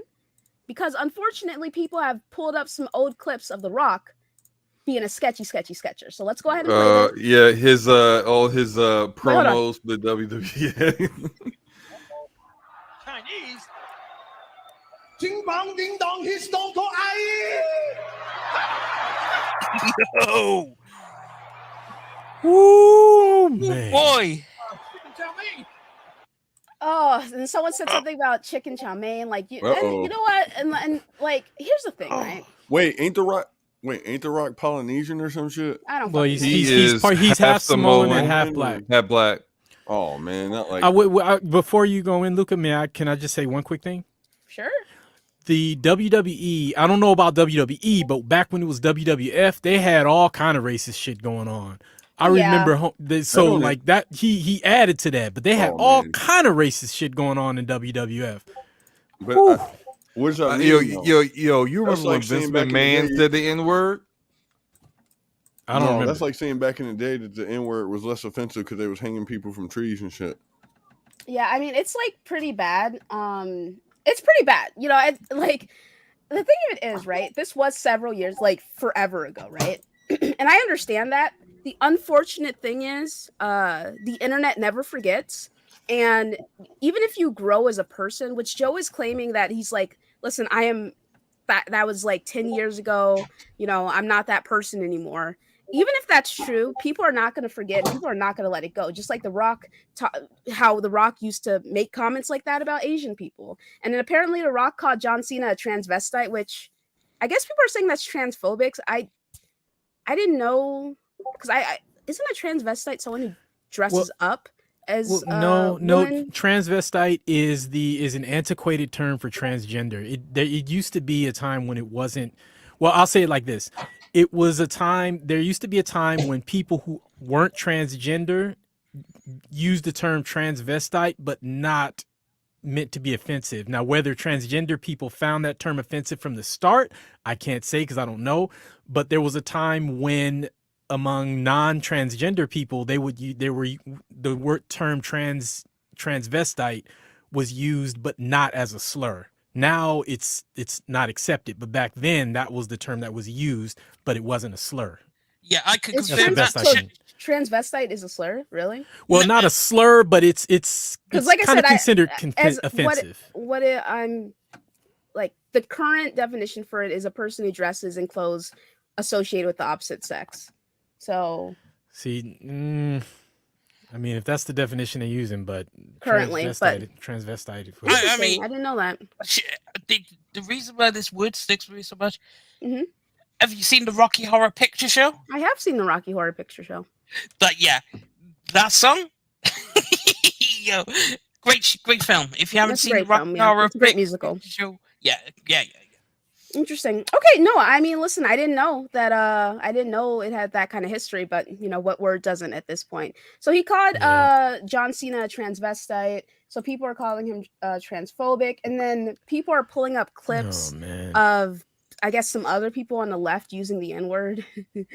Here's the thing. Okay, and here's another clip. Now, if people are like, him saying the N-word isn't racist, then here's another clip of how about this, where he says this right here. What are you? Yeah. Dad's black, mom's white. Standard issue, pretty much. Powerful combination genetic wise, right? You get the body of the black man, and then you get the mind of the white man all together. Holy shit! Oh my god! Woo! Oh, baby! Oh, that's there. All right, there you go. That's a statement right there. Yeah. So, damn. Whatever you want to say, if you want to make the Wow. claim that because the N-word was taken out of context, therefore he's never said anything racist, that's one thing. But these statements here, Yeah, that makes it clear. those are He racist goes statements. into detail. That's detail. That's Like, there ain't no mistake in that. There's no mistake. He has, in order for him to claim that, like, oh, that was years ago, I'm not like that now, he would have had to undergone a completely different a completely different change in his mentality and in the things that he believes in. Yeah, everything. Which is possible. That is possible. Which is possible. But is that, come on, we all know Joe Rogan. Listen, I don't know anything about Joe Rogan, honestly speaking. I knew that he has the most popular podcast and that he's like, actually, I don't even know where he aligns, right? But that's all I really knew about him. So is it possible that he's changed? Obviously it is. It's been 10 years, but does this look really bad? Yeah, it looks really bad. Those were racist comments and those were racist statements, I gotta bring up what Gregor said about calling you a hobbit. He won't be able to do it in 5 years. I'm sorry to tell you, Gregor, the time has already come, because over here there is in the UK there is a supermarket chain, and they have like treats called midget gems. Well, they have to change the name now. They can't call them midget gems because it's offensive to people of short stature.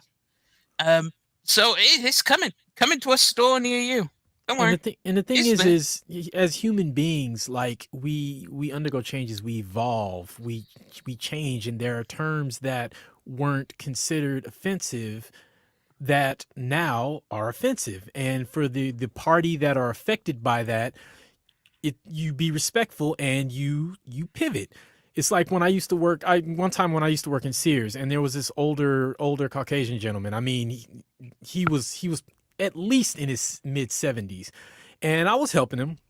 And then I went into the back, and then when I came back out, this Caucasian girl that I work with, she looked a little red in the face. I'm like, "What's wrong with you?" And she was like, "Well, that guy, I asked him if he needed help, and he said, oh yeah, that colored gentleman, the colored fella is helping me out." And so I was like, "Well, yeah, I'm like, well, what's the problem?" And she's like, "Well, he's called you colored." I'm like, well, he's also 75. You know what I mean? Like, it's not like he threw the N-word back, from his generation, it was colored. You know what I mean? It's an antiquated term. Now, that's not the same as what Joe Rogan is saying. Don't get me wrong. But like, I'm more referring to what Singer was saying with the midget, the midget terminology. When when I was growing up, we used to use the R word. Yeah. Like a lot. That was what my generation was doing. And then as I got older, people were like, "You can't use that word. It's like, it's offensive." I was like, "Oh, okay." So I stopped using it. So like, so that's like it's bad, you know. And you know, that being said, once again, this was 10 years ago. He's claiming that he's changed as a person. He doesn't do that stuff anymore. You know, be that as it is, right? This things 10 years ago were very different in this landscape. Like a lot of the media I grew up on, like on YouTube, there was a ton of YouTubers doing stuff like blackface, making offensive jokes, offensive race jokes, stuff like that, right? And like they never got any backlash for it because that was considered the norm, you know? So it's like during that era, people were making that kind of edgy comments, those kind of edgy jokes, quote unquote jokes, because it was considered okay, and that's what their audience wanted to hear. But now it's just like it was considered okay by a certain demographic. Yes, and that's why their audience, like I said, their audience wanted to hear that, you know. And so it's like, but now in this day and age where it's very, people have to be very conscious of the things that they say and the things that they do, because if they're not, they will be quote unquote canceled. Like they will get the cancel, quote unquote cancel culture after them or whatever, right? Like that's just how things are now. But like back then, they didn't get in trouble for stuff like this, or no one cared. Now Spotify is, because these clips resurfaced, they are now removing 70 of his episodes. But it's just kind of like, damn, y'all didn't know he was using the N-word indiscriminately back then. They're removing how many? 70. Oh, okay. He has 1,170. Bro, they need to put it. They really need to put it. That's like go back 5 years in the past and some shit that been on the internet and been out here. They gonna be mad about now. Yeah, I mean that's my thing. I personally feel like because he was getting support for the COVID thing, they were like, okay, we want him off of this fucking platform. We want him out of here. We want him broke, essentially. All right, well, let's dig into his past now. Here, we found some clips of him being racist. And it's just the same thing. It's like, because people have an issue with what The Rock is doing, where he retracted his support for Joe Rogan, they went into The Rock's past and were like, well, here's The Rock being racist 22 years ago, you know? And it's just like, it's one of those things where do not stop idolizing these people that you don't know. Like, do not idolize celebrities. You can't be like, you disappointed me and you broke my blah, blah, blah, blah. Like, you don't know these people. Facts. You don't know them. Facts. You know, like they are people just like you. They do awful things just like you. They make disgusting comments like any other person would. Like, maybe, I mean, listen, me personally, I wasn't making race comments about other ethnicities growing up personally, but you know, it's like I did make other really fucked up jokes growing up still, you know. And it's growing. Like it's called growing. So it's just like I shudder to think like if I had joined this community even a year before I actually joined it, I was in a completely different headspace back then. And like I said, it would have been bad. Like I would have been very embarrassing with the stuff I would have been doing and saying, because that's what I had been doing and saying beforehand, you know? So at the end of the day, like, you know, Joe Rogan made some racist comments, man. You know, some really racist comments, and people can be like, oh, this is out of context all they want. But I'm talking specifically about him saying he was in Planet of the Apes. Man, he was hanging out. There was no white people around. He was like, calling black people apes is racist. Like there's a long history of that. You know what I mean? So it's just like I said, it is what it is. No matter who you are, if you come out in support or you come out against, they will find shit on you. Honestly, like I hate to say it, they're gonna find shit on you. It's like that one chick who was complaining about Dave Chappelle being transphobic, and she was like a big activist, but then if you look in her past, she was saying all this anti-Asian rhetoric like 10 years ago. You know, it's like you look into anyone's past and you see that they said some really fucked up stuff. So I don't know, man. We'll see what Spotify does with this. I still don't think Spotify's gonna do anything. He makes them so much fucking money. No, they're not. You know, so they're gonna wait and let this die down, and that's it. Mm-hmm. And even if they did do anything, and they know that they know this would happen, if they removed him off their platform, one of their comparative platforms will scoop him up immediately. Yep. Yeah, like and then not only that, he could use that as a talking point, and he would get so much support and so much money. You know, like, man, I don't know. You know, on the I'm sorry. Go ahead. No, go ahead. No, I was gonna say on the subject of The Rock, what's interesting. Like, I don't have firsthand experience, but I have some close friends who've worked with him, and I have some acquaintances who've also worked with him. And it's been consistent. They're like, man, from the director down to all the background performers, he's like one of the most kind and gracious people they've ever worked with in their lives. So, I mean, yeah, you could spin it and say, it's all PR and he's aware of that. On the other hand, maybe it's possible people can grow, realize the horrible things that they've said and grow. Joe Rogan, I mean, maybe he did grow. Maybe he has come around, or maybe he's saying all that because he wants to keep his show. I mean, it's a tough call, and only that person really knows in their heart whether they've changed or not. Well, I think something that I guess the differences between the clips of Joe saying what he said and The Rock was The Rock was playing a character on WWE.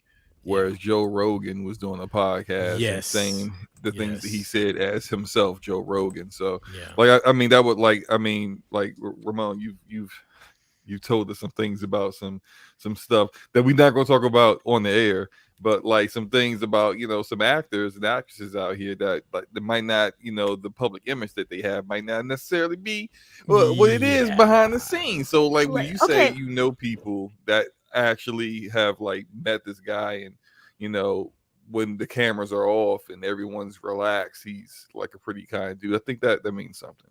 Well, my thing is like, even if he was playing a character, he shouldn't have said what he said. That shit was fucked up and it's wrong regardless. It was. So I don't think there's any like defending anyone in this instance. It was a different time. I really that's really what it comes down to. It was what was considered socially acceptable was just so different back then, and that's why some people were doing that shit. Yeah. So, okay. So moving on from that, oh man, God. Oh, wrong button. I cannot believe. Let's see here. All right. So, I want to hear the panel's thoughts on Chief's voice on the show and the controversy about the protagonist not being the Chief. Now, for me, let's see here. All right. So, I thought the Chief's voice was fine, I guess, but I'm not really a big Halo campaign person, so I don't care. The controversy. Now, here's the thing. The controversy came from a website that doesn't include any official sources, but we will read it just for clarification's sake, okay? So let me just pull it up. But you guys can talk about the Chief's voice. I don't really have a problem with it, only because I feel like the fact that they hired an actor to play the Chief makes me feel like he's going to be taking his helmet off at some point during the show. And so if that is the case, that's a mistake. If they take his helmet off, that's the mistake. You think so? I don't have a big problem mistake. with it. Big mistake. I don't have a look. We right already now, know he's a. Go ahead. Look, they tried to give us he's the everyman. He could be you. He could be you. He could be no. He's a white male. To conversely slow mo. The thing is, that's what I was going to say. I'm sorry, Forte. Go ahead. No, go ahead. No, go ahead. I was going to say it's almost like and I know they're wildly different characters, but it's almost like the person who's in the Mickey Mouse costume taking it off in public, and you see, you know what I mean? Like, but no, it's not the same because Mickey Mouse is supposed to be a mouse. The Master Chief is supposed to be a guy with a helmet on. But also, Slow-Mo, I'd rather if they're going to take the helmet off, don't do it in a TV show. Do it in the game for the first. If you're going to do it for the first time, it should be done in the game. The first time should be in a game. I do agree with that, and not in a TV show. But clearly, I feel like that's the direction they're going with this. And then they want an actor that could actually do the acting. And like, I don't know if you guys have ever seen Steve Downs in that, but he doesn't look like anyone that could do anything remotely possible. He's just the older guy. Looks nothing wrong with him, but he can't do that stuff. He's a great voice actor, amazing voice actor, and he is the voice of the Master Chief. Period. But this other guy is going to have to try to emulate that, but also he needs to act, and so I don't think he'd take his helmet off because the Chief never really does. Like the only time it's suggested he took it off is at the end of the first game. The first game when he sits down and he on the sits the ship, helmet down. and he takes off his helmet. But this guy's he's kind of the silent protagonist. He does say things. He's a man of few words, shall we say? So and I don't know. I just expect him just to be getting down to business, doing the usual Master Chief things. They just want someone who's physically able to perform like a Spartan would, because I would imagine he'd have to be running a lot, jumping, doing all these super moves and whatnot. Because yeah. All right. But then Shout out to Steve Downs do the voice, and then just have another actor do the acting. No, because that makes it detached though. You kind of they'd have to match. They would have to match all that stuff up. Can I get the super chat? Sorry, Luke. Shout out to Lionel Super Chat saying Halo live action equals trash. Running. Okay, so all right, we're just gonna go over this article. Okay, so like I said, this article doesn't list any official sources, but people have been taking it and running with it. This is what they said, right? Producers promised a diverse cast of characters played from people from all walks of life. However, slightly more female than fans might have expected. So not only is the main protagonist a 16-year-old Asian girl, but 2 of the 3 Spartans are described to be kick-ass female soldiers. Kai 125, played by Kate Kennedy, and Riz 028, played by Natasha Kozak. The producers decide to take it one step further and kick the so-called patriarchy in the balls by having Makey, a female antagonist, reportedly easily defeat Master Chief in battle. It will be up to Quan Ah to save Master Chief's life and defeat Makey and save the world. Now, in my opinion, that sounds fucking awful, but that's just me. What do you guys think? That sounds like a train wreck. It sounds awful. Awful. I don't even know if it's real. I can understand not making. Okay, so they'll divide it. Not making Chief the main protagonist. It's been done before. Look at ODST. Chief's nowhere to be found. Plus, if you look at as much as bad as Halo 5 was, it shows you from another perspective, hunting down the Chief. But, like, the Chief doesn't always... I mean, he should be the center, but, like, showing up. But him just being beaten easily, that makes no sense at all, because no one beats the Chief. Well, my thing is, listen, I just feel like in an official Halo TV show, the official Halo mascot or face should be the Master Chief. Master Chief should be the main character. And them trying to turn it into we're going to defeat the patriarchy. Woo! That's and why we're going to have female empowerment. Woo! Like, can y'all, shut the fuck up, please? The difference... Can you just make a Halo? Yeah, just make a damn Halo trying show. To make it a statement for whatever, social, political issues that you got going on with society, because that's not what Halo's here for. Please. The thing they're going to need to... Oh, I'm sorry. Go ahead, Singer. I was just going to say, but no one should have a problem with the female spans. We've been known, like Blue Squad in Halo Reach, you had Kate and you had Kelly, Linda. It's a well-known thing. They were awesome Spartans, and at no point did it need to be like, oh, they have to save the Master Chief. No, here's they're good. The format they're gonna need, given the type of character that Master Chief is similar to The Witcher.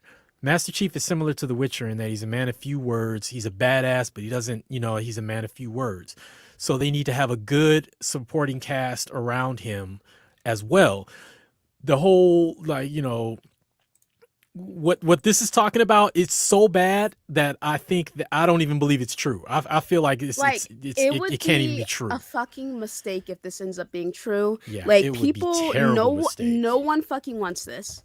No one fucking wants this, and anyone who's saying they want it, okay, I mean, that's their opinion, and that's perfectly fine. But the show is in my opinion, I just don't think that not focusing on your main character, I don't think that's the right call. And then having him easily get his ass kicked. I know, and he got beat. He got beat in Halo Infinite. That's not a big spoiler that happens in the he got his ass kicked. I was like, yes. Well, see, I didn't know that. It's the opening cutscene, Ramon. But look, okay. but it's by someone that people was like, I get that, because they had already established this character as someone who was capable of doing that to the Chief. If anyone who saw this character in Halo Wars 2, you knew he was capable of what he did, and so it made sense in context of the story. to then have just like any old random character beating the Master Chief when this guy has like everything that he's been through and done. That this just come on. That's like, just dude, not it's the even fucking realistic. Master Chief, man. Like, It's come the on. Master Chief, man. Come on. Like, so I just think honestly, if that ends up being true, it's a mistake, and the show is going to Garbage. suffer as It's a gonna result be of that. garbage. Because garbage. I was gonna listen. I'm not watching some. I am not a fan of them trying to push certain agendas in TV shows to make a statement. I'm not a fan of that. So I will not be seated if that ends up being the case. And I personally. guarantee you, when they beat the chief, she's gonna gloat and rub it in his face and everything, and they're gonna make this whole big spectacle of it. And now I've heard that it's just gonna be a complete train wreck. So if you enjoy the show, enjoy the show. Like, It's not for me. Are they do we know for a fact this is real? Because it's just like I said. It's if this is true. Yeah, okay. Because it is so ridiculous that I have a hard time believing that it's Yeah, actually. it's like honestly, it sounds fucking dumb in my opinion. So. You the most could idiotic do, thing I've You seen. could do a main protagonist, someone else other than the chief, but they could be like an apprentice to the chief, or the chief is training this particular Spartan. You could do something like that, where the chief is like the co-main protagonist. I mean, you could do that. I mean, that's an idea I had for like for them doing Halo Infinite as an ongoing game that you could eventually start to shift the focus from Chief to like your own Spartan 4 that you could do, like have a character creator and create, and actually you could like kind of feel like this is your Spartan. You take some ownership in that. But like as far as the show with the goes, cat ears? Okay, I'm sorry. Go ahead. hopefully not with the cat ears, right? But like to kind of go back to what we're talking about with the voice thing, right? Look, I really do think he's going to take his helmet off in his show, because it's like if all we're talking about is just having someone that does all of the acting, but he keeps the helmet on, like you don't know what if the helmet's on, the voice can be completely separate from the person that's doing all the movement. We've seen this in movies. That's like in other movies where there's like a character where it's voiced by someone completely different, but there's an actual like stunt man or martial artist doing the actual physical. Well, I mean, you're right, but that's going to take a lot for like of a extra. reason. Like they probably did this for a very particular reason. I don't know what that reason is. But like, sorry, but I really do want to move on from this if we can. Sorry, but shout out to Lionel saying I think Halo would make a better movie than TV show. Keep it short and a whole lot of explosions. And then Clifton says, "This is Cole from Mortal Kombat movie all over again. Why do these adaptations add this non-lore BS?" Yeah, I don't fucking know. And I was like not a fan of them pulling Cole out of their fucking ass, basically just like, I can do it better than the lore. No, you can't. You can't do it better than the fucking lore. So stop it. That character was trash. That character was so bad. So yeah, all right. So John the Don said, "What's your favorite memory from raiding in Destiny 1 or 2? For me, it was running my 20th Vault of Glass run in Destiny 1 and finally getting the Vex Mythic class and Fatebringer before the Vex nerf and having someone from my clan yell, 'Hey man, what the fuck? I got another Praetorian foil main.' All right. So I didn't play Destiny 1 for longer than like 50 minutes. But from Destiny 2, my favorite raiding experience was I don't know, because I've had some really bad raiding experiences, dude. I'm not gonna fucking lie to you. I've had some very traumatizing raiding experiences. I was very happy when I got my divinity, but only because that entire like process of getting that gun was just so traumatic. So I can't even say it was like a good experience. I'm just happy I have the fucking gun. That being said, I guess my favorite experience was when everyone just stayed on their base character and they ran the Vault of Glass for the 52nd time for me so I could get my fucking Vex, because I was the only one in the group of people I was playing with that had not gotten my Vex yet. So I guess that's my favorite memory. So for me, can I I'll just do Destiny 1 and 2 because I have one for both. In Destiny 1, it was my namesake. It was, of course, the Oryx raid.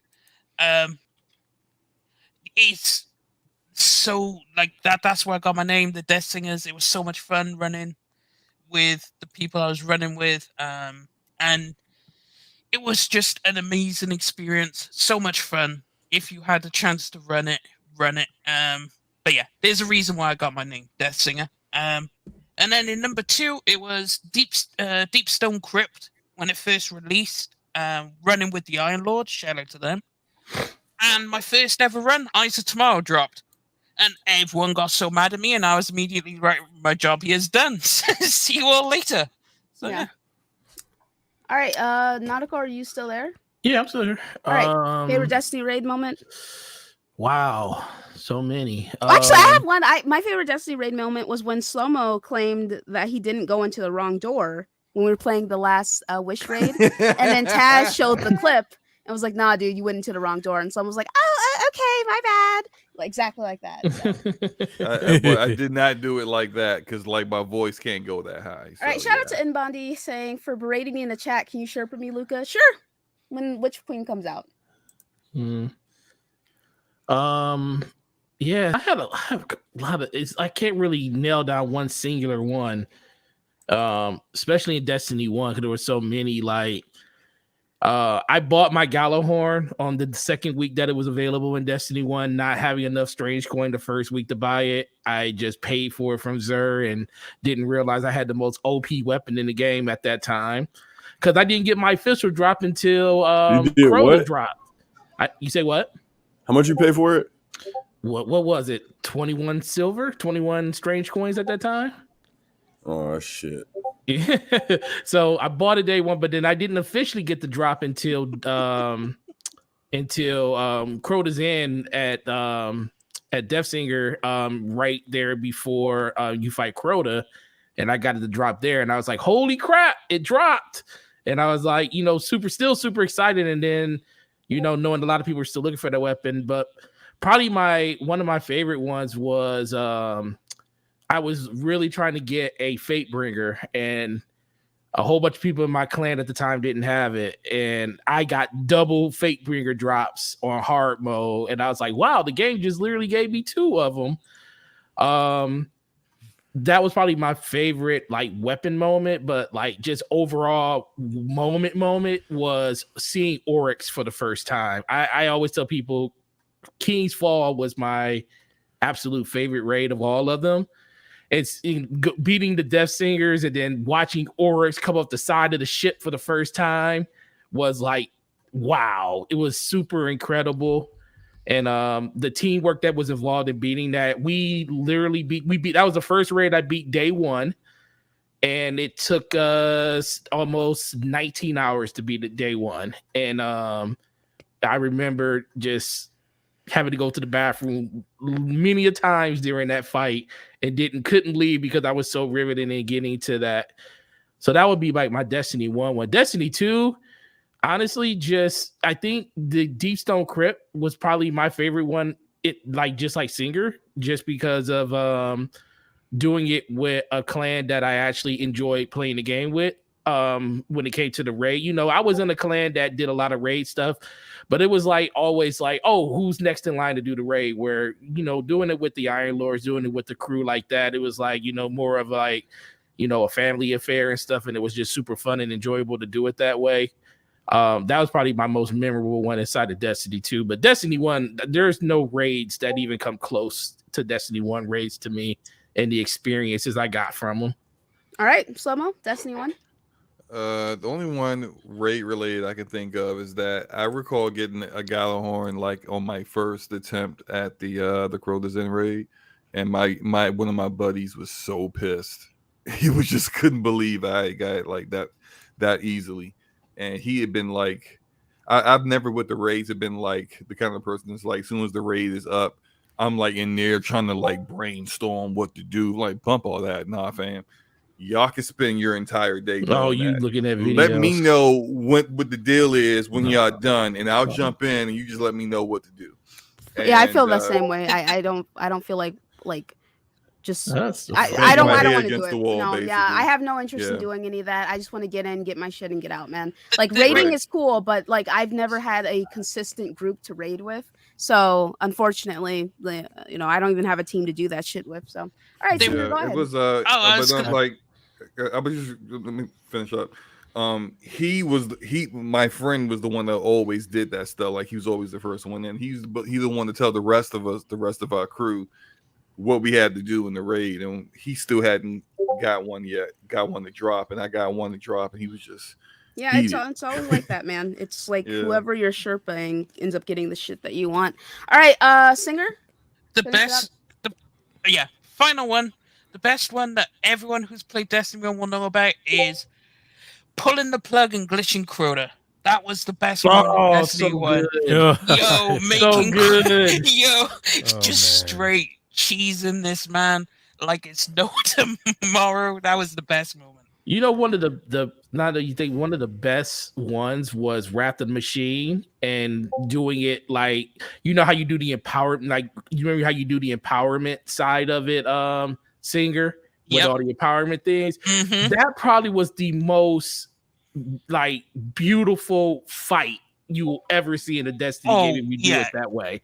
It's like you can do it like, oh, we could just do it side by side. But if you do it with everybody gets their supers back, you got to time the empowerment right. And it was like when it all came together, it was like you do 3 times the damage to the boss, and it was like wow. And I think that's the thing that Destiny always did. You know, they knew how to bring those 6-man activities together in a way that no other game has been able to replicate. Yeah. All right. So can I do mine? You play Destiny? Yeah. Really? Yeah, I played the first Destiny. All right, pre-ordered it and everything. Now, it was actually my very first time playing online co-op with friends, and we were all friends, so we were all consistent and had each other's back. And I didn't even know what a raid was. I'd never played a raid in a game before, and so then after, I was actually pretty good, and so we finally went into Vault of Glass. And just the teamwork, like when Atheon sends you into those different parts and we're all like, using teamwork to get each other back. And then when those, I don't even remember the terms anymore. It's been so long, but when those things make you go blind and you have to find your way back. And then when you get back and then everybody gathered, like we all gathered at the back of the room, one of the Titans put up a shield, and then the other person put up that artifact that created a shield you could shoot out of. And so we all got under the artifact bubble.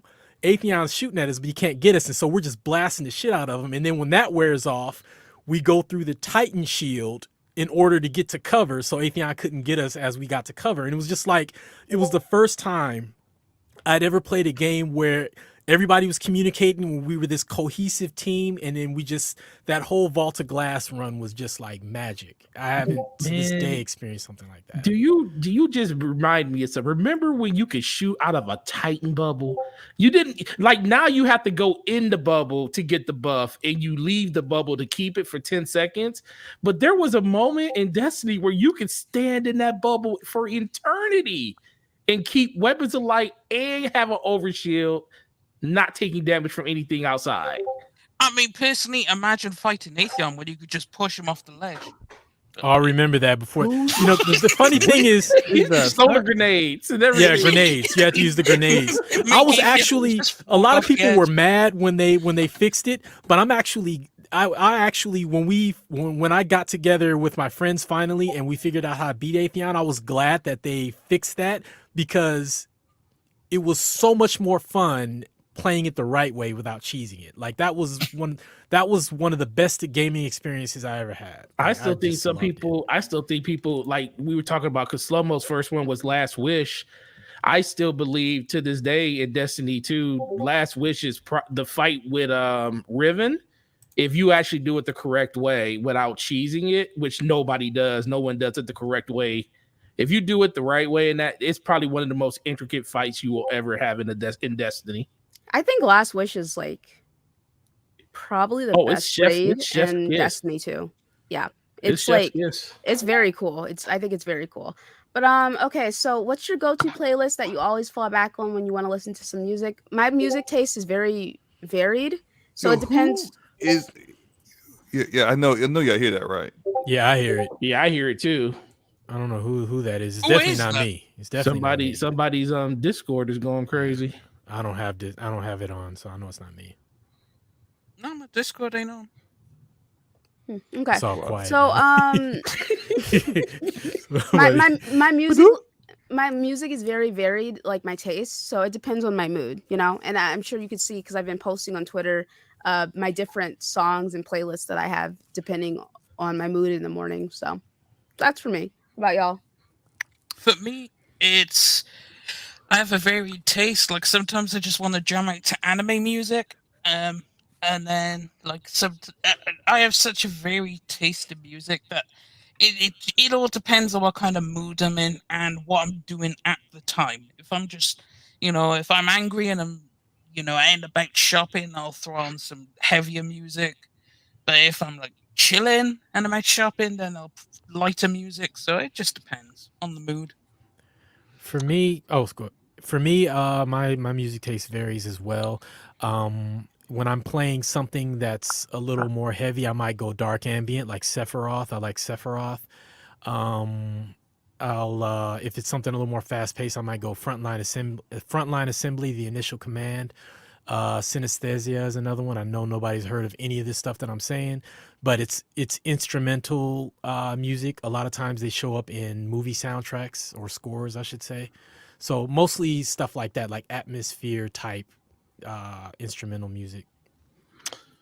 Yeah, so I think we're all like very diverse when it comes to that. Like my playlist, like I don't have one playlist that has just one type of genre inside of it. It's probably like a mix of 5 to 10 different ones, and it mostly just comes down to what I'm doing at the time. Like I'm more like if I'm editing a video, I'll literally sit there and listen to like R&B while I'm doing it. Like makes no rhyme or reason, but it's just like it helps me concentrate more because it's more not about the words that the song is saying. It's about the overall melody that they're playing. I'm more of a melody type person, so when I hear certain melodies, I can listen to a song on repeat for like an hour, 2-3 hours in a row because it's not about what I'm hearing, it's just about the overall ambience of just hearing that sound. So that's just one vast of it. When I'm at work, if I'm not listening to like a podcast or some of you guys on this panel talking or something, I'm just listening to like my top 25, which could be anything from Bruno Mars to The Weeknd to Katy Perry. It could be pretty much anything, and it's just all over the place, really. Yeah. Shout out to Lionel Super Chat saying, me still waiting on Luca's playlist. It's coming. It's coming. All right. So yeah, for me, I guess I'm kind of like you guys as well, where it's just really like whatever mood I'm in. Like I have like a R&B playlist. I got like a hip hop rap playlist. I got playlists for like rock music, like alternative rock, old school 80s rock, old school 80s pop music. Actually, like I even have a playlist for just like nothing but video games, like song music from video games. And I actually listen to that pretty frequently when I'm like playing games. But it's a game where I don't need to actually like pay attention to what's going on, so I can just kind of listen to music while I'm playing it. So yeah, like it just depends on the mood I'm in. And JC Gamer asked me, is Borderlands Game of the Year worth it? It's probably, understandably so, the worst Borderlands out there. The first one, because it doesn't have consistent voice acting all throughout, and the actual gunplay isn't as good as the other games, but it is still a quality game. I would say sure, but just like Borderlands 2 is the pinnacle. So I would, if you haven't played 2 yet, I would say you should play 2. Okay, so Brandon's like, Luca, with all the acquisitions in the gaming space, when will you sell Scumcast off and for how much? I would sell Scumcast for $750,000. Because $750,000. Let's go. Yes, that's how much I'd sell it for. A lot of potential there. Yes. Yep. Okay. King Kiesel said, what if PlayStation brought Bungie to help make a Marvel game? Which Marvel property would you give Bungie? It can be single player or live service. So it'd most likely be a live service game. X-Men. Let's go. Avengers. They should have gave them Avengers. That's what I was going to say. Yeah. Oh, come on, guys. But that X-Men ship or has sailed. Avengers. That ship Yeah. has sailed. Let's go with the better Yeah, property, X-Men. X-Men. Let's That's do it. let's Well, do an how about- X-Men live service MMO kind of game. That's what I want. What about that Marvel Ultimate? That Marvel MMO that was Ultimate Alliance, was it? Ultimate Alliance, is yeah. not an MMO. No. What was the one back in the day that? Oh, got DC. closed? You talking about the DC? Oh, the You DC on universe. Oh, never mind. Yeah. Okay. Something like DC Universe, but Marvel. Yeah, there we go. Do that. Well, I was thinking the Punisher because their gunplay is really good. Bungie's gunplay is really good. Yeah, So that's a good point. like That's a good call. having a Punisher game where it's the Punisher uses a variety of things, but guns are included, so that would be fun. Guns are included. Team them up with Bishop. All right. Yeah. Okay, so Bishop. do Sony's plans to launch 10 service games by March 2026?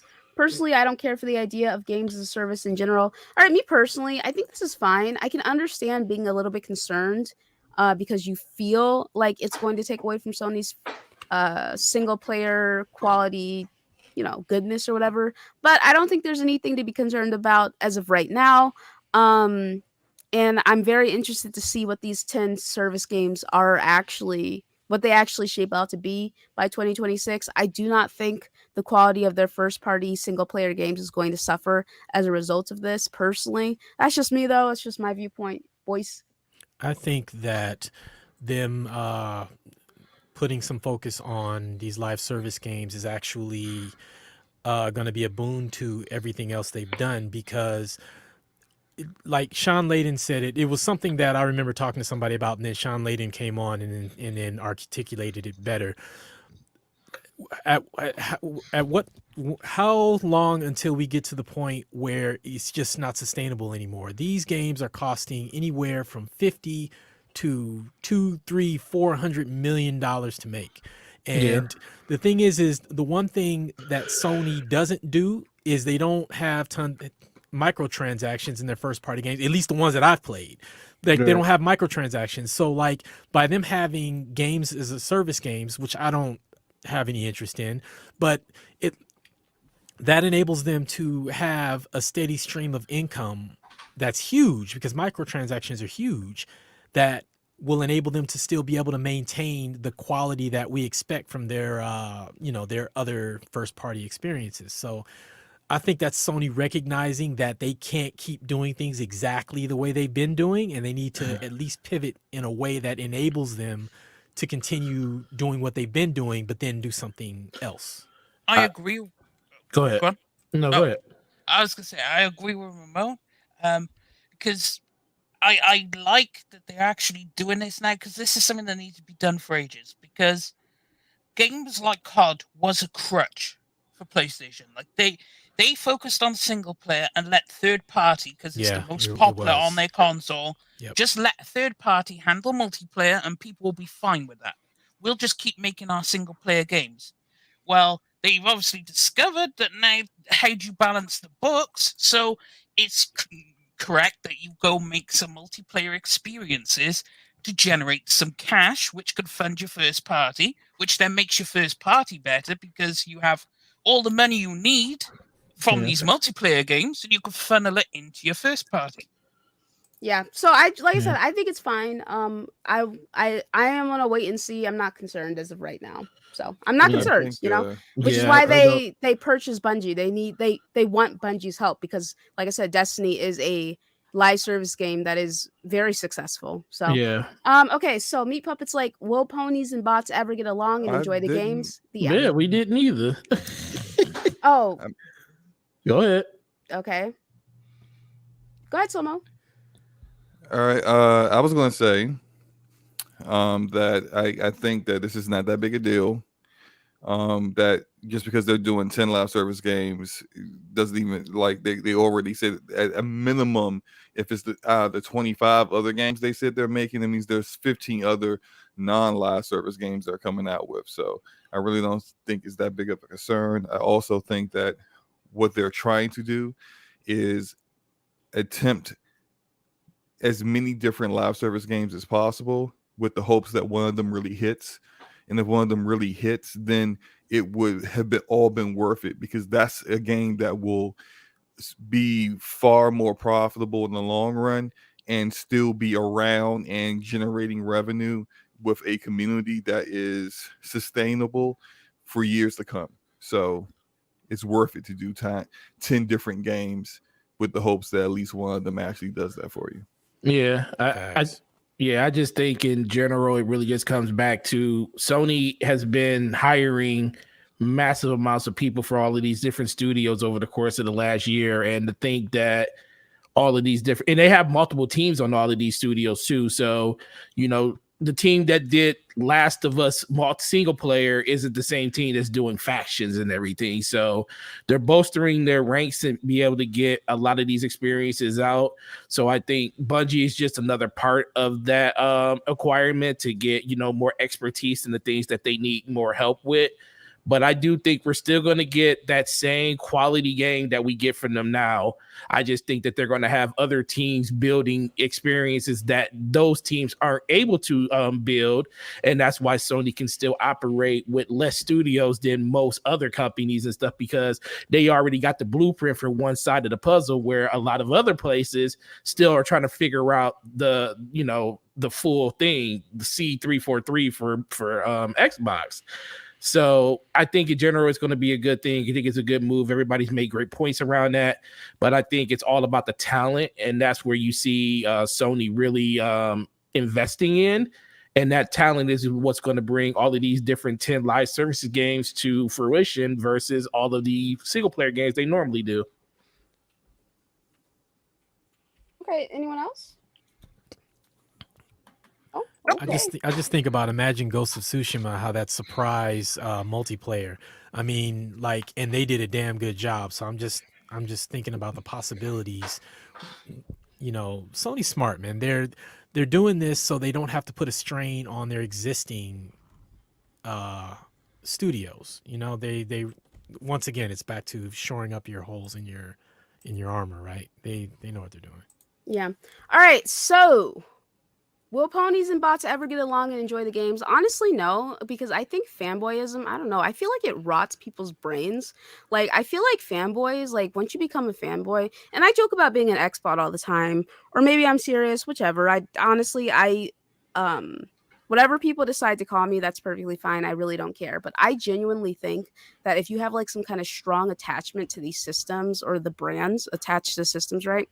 Like, some people just really stop using reason, and like it's like they're just brainless, you know? It's like their brains just melt, like their brainlets, you know? Like they just don't think about anything that they're saying. I'm just like, no, that shit doesn't make any fucking sense. Like, what are you saying? Like, what you're saying right now is factually incorrect. Like, there's actual proof that what you're saying is incorrect. It's not just your opinion. You're wrong. So it's just like, no, I don't think that ponies and bots will ever get along. I feel like that's just never going to happen. I personally don't understand the console war, but you know what? At the end of the day, this community is not even close to as bad as some of the other communities I've been in. It's just human nature to put so much of yourself into something that you enjoy, because some people just don't have an identity of their own, you know? Like they don't have a strong personality, so they can't like look past their hobbies and understand that some people just don't like the same things as them.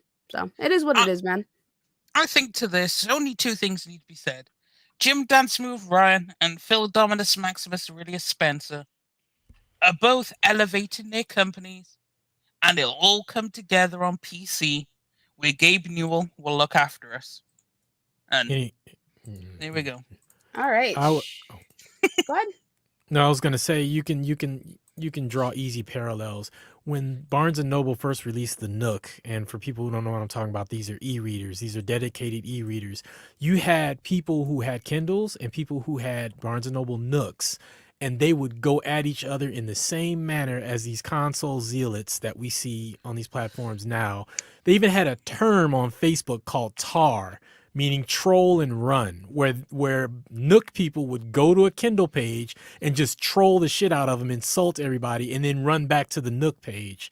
and then giggle about it.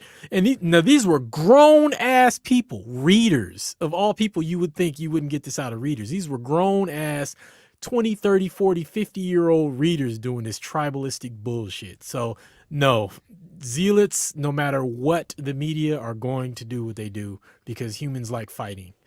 Stuff that's purely for your entertainment only functions for your entertainment, and people will still fight about it. It's not going to change.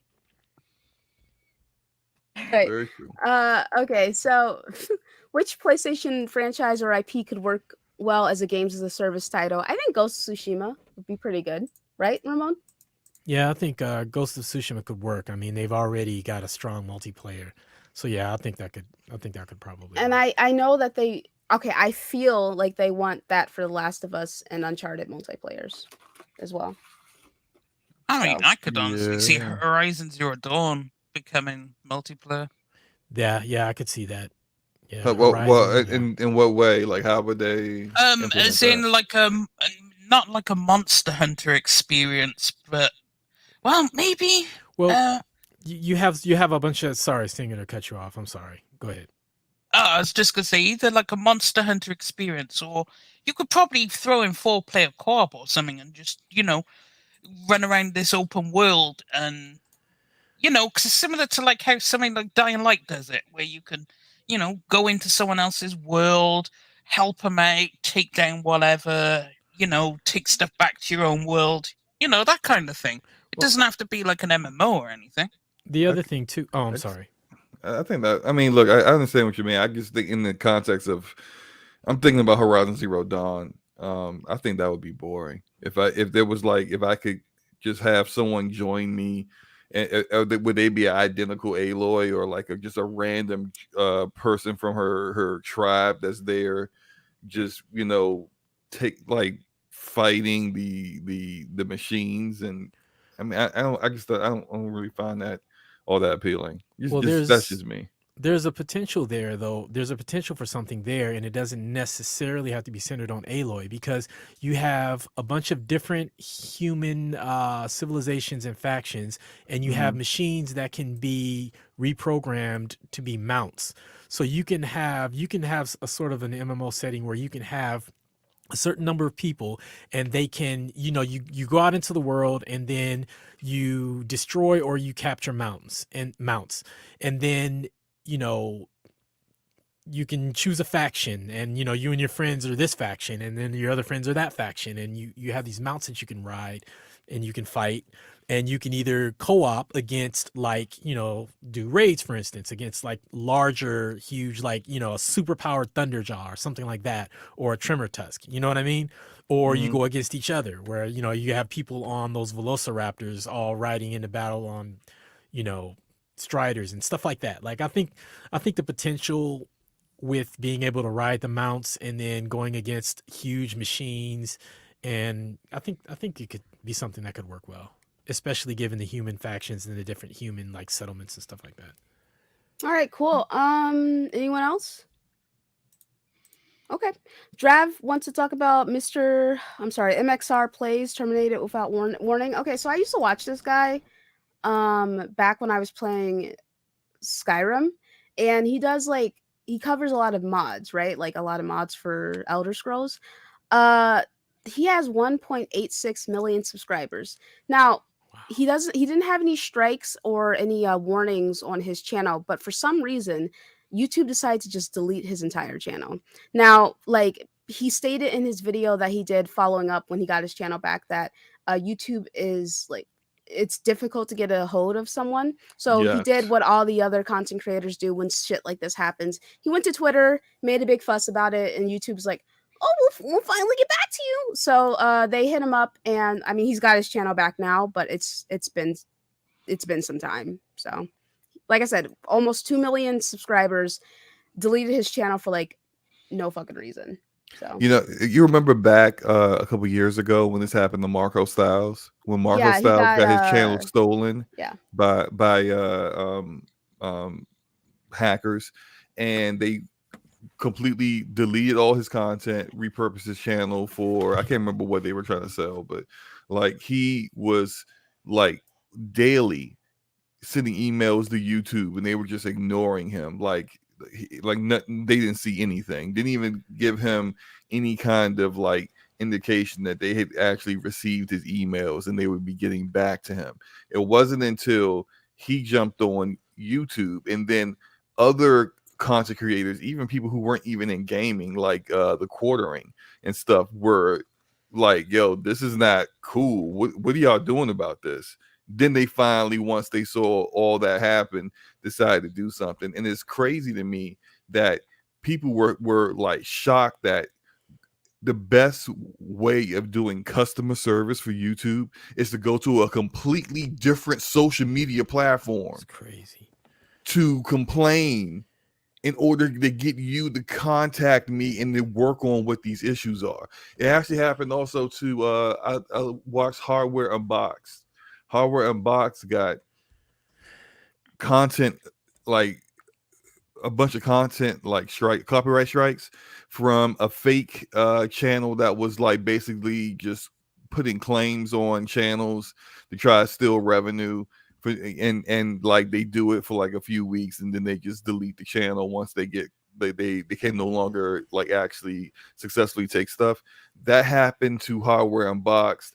YouTube automatically like shut their channel down, and then I think like it took them some days to get everything back up. And it's just like, once again, how is it that you don't have any built-in measures within your platform to protect your content creators, but instead, in order to get your attention, they have to go to another platform altogether to complain about the fact that you suck at this? Like, it's crazy. And it still hasn't changed years later. It's messed up. Yeah, man, it's like for real. So honestly speaking, I'm not like, I mean, that sucks, dude. I think he's got, and he still gets like, hold on, let me check. Oh, so I guess MXR Plays is different from MXR's mods, but it's still run by the same person. And on his MXR mods channel, he's got 2.16 million, but on his Plays channel, he's got almost 2 million. So, man, I think that shit's pretty crazy. Can anybody hear me? Yeah. I just feel like somehow I got muted. Yeah, I feel like they need to do better at like responding, you know? So maybe if YouTube had a proper competition, they wouldn't be so lackadaisical with a lot of this stuff. Now, shout out to Envy Dub saying there needs to be a peace treaty between ponies, Xbox, and Chin drones and PCMR. Yeah, I would like that. What's up, Erodimus? That's never gonna happen. It's never gonna happen. No, it's absolutely never gonna happen. But on the YouTube thing, shout out to Tyrone Magnus. He was even talking about that on one of his videos, and he said he tells a lot of people just getting started that because he has 2 channels, and he tells them subscribe to both of my channels because I've been shut down by YouTube before, and I could fall back on my alternate channel until getting it worked out. And that's a damn shame. You got to set up 2 channels just in case one of them gets shut down for some random arbitrary reason, or none at all. I mean, I think he just set up this channel. I mean, you're right, but he set it up for to do like vlogs and stuff with his girlfriend. Yeah. I know he does that too with Scarlo, but I remember him talking about another reason why he has 2 channels. But yeah, maybe it's just that too. All right, so cool. Shout out to all you guys. Thank you so much for coming through. Let's get out of here. I'm gonna say shout out to my channel members. Shout out to Jedno, Philip, and Bondi, and Bandy, and Bondi, and Bandizo, Sonic, Phil, DQ's Blizzards, Vito Clado, Outlaw, Deaf Singer, King Kiso, Damien, Dom, Yobi, Strict, JB Cash, Brother Darkness Gaming, Alabama Jones, DD Lee, Alex, All Day Smoke, Sycamore, Razor, Lino, Craig, Zion, Danelle, Breesky, Corey, Meat Puppet, Light Gamer, Dexflex, Starbuck, Jorenza, Sub Negro, Dirt, Jimit, Jabari, RK, Pepitio, Replicant, Nautical, The Sly Crow, Jet, Surtaz, Brandon, Drav, Lady Foxfire, Blessed, Erodimus, Perfect Shogun, John the Don, Sir X-Man, Mutant Goat Crew, so Meta changed his name, and Envy Dub, Beyond the River Styx, Jarrell, Slomo, Hannibal, Sean, Scrotum, Daquan, and Clifton. Thank you guys so much for supporting me in this way. Shout out to all the super chat support. Shout out to everyone who hung out with us in the chat. Shout out to everyone who came through on the panel as guests. Shout out to Deli for giving us some really good information. Shout out to Ramon for being a wonderful guest. Shout out to my fantastic panel for showing up and showing out as always. Let's go ahead and get out of here. All right, Singer. Great show, great chat, great panel. It was a pleasure having Ramon and Deli on. Deli is insightful as always. If you're after some good insight, it's always worth hitting them up. And you can find me at Deathsing everywhere. I finally get back to playing that greatness, which is Dying Light 2. Play it if you haven't. It's good. All right. Meta, do you want to promote your channel? I don't know. Yo, it's your boy Metaphorical. Sorry, my son's going crazy over here over candy. So, you know what it is. You know where to find me: Instagram, YouTube, the whole nine. Hey, come check out my guy John Bourne. We about to be dropping some merch, some pretty like dope exclusive clothing line and shit like that, and also some NFTs and shit. So check him out, John Bourne, fucking Instagram. But you know what it is. Metaphor out. All right. Ramon, thank you so much for coming through as a guest. You're amazing, man.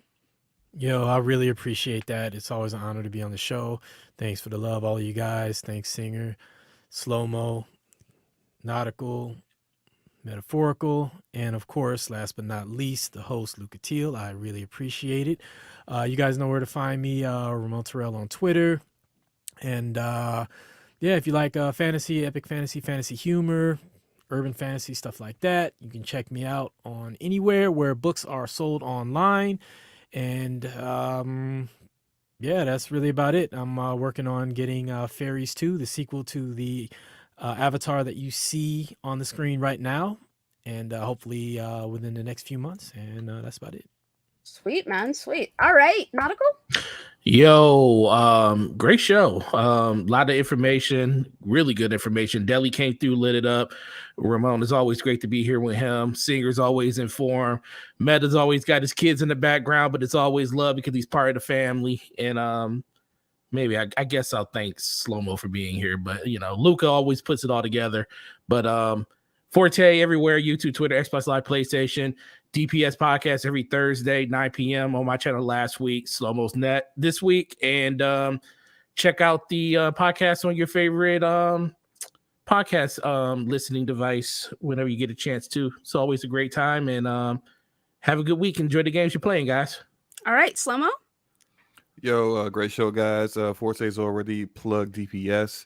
I should be going live tomorrow. I know I was going to try to go live today, but I got a little busy with some things. But I'll be going live tomorrow with some more Demon Souls. Just continuing that. I thought you were supposed to go live today. Did you not? I just said. I'm saying you told me yesterday that you were going live today, right? But you didn't, right? Yes. Okay. So I'll be going live tomorrow. And I should have another video out on YouTube within the next day or two. So go check those out. Slow-Mo Backslap on all platforms. And you guys have a great night. Okay. Did I get everybody? Yeah, you did. Singer, I got you and stuff? Yes, you did. All right, let's go ahead and get out of here. I am Luca. Shout out to, like I said, shout out to all you guys. Thank you so much for supporting me in the way that you have these last couple of years. It means everything to me, genuinely. I would not be doing this show. I would not be here if not for you guys. Always bring that energy, always having just being here for me. You know, it means a lot. So I appreciate it, guys. But we'll catch you for another episode of Scumcast. Peace. Peace.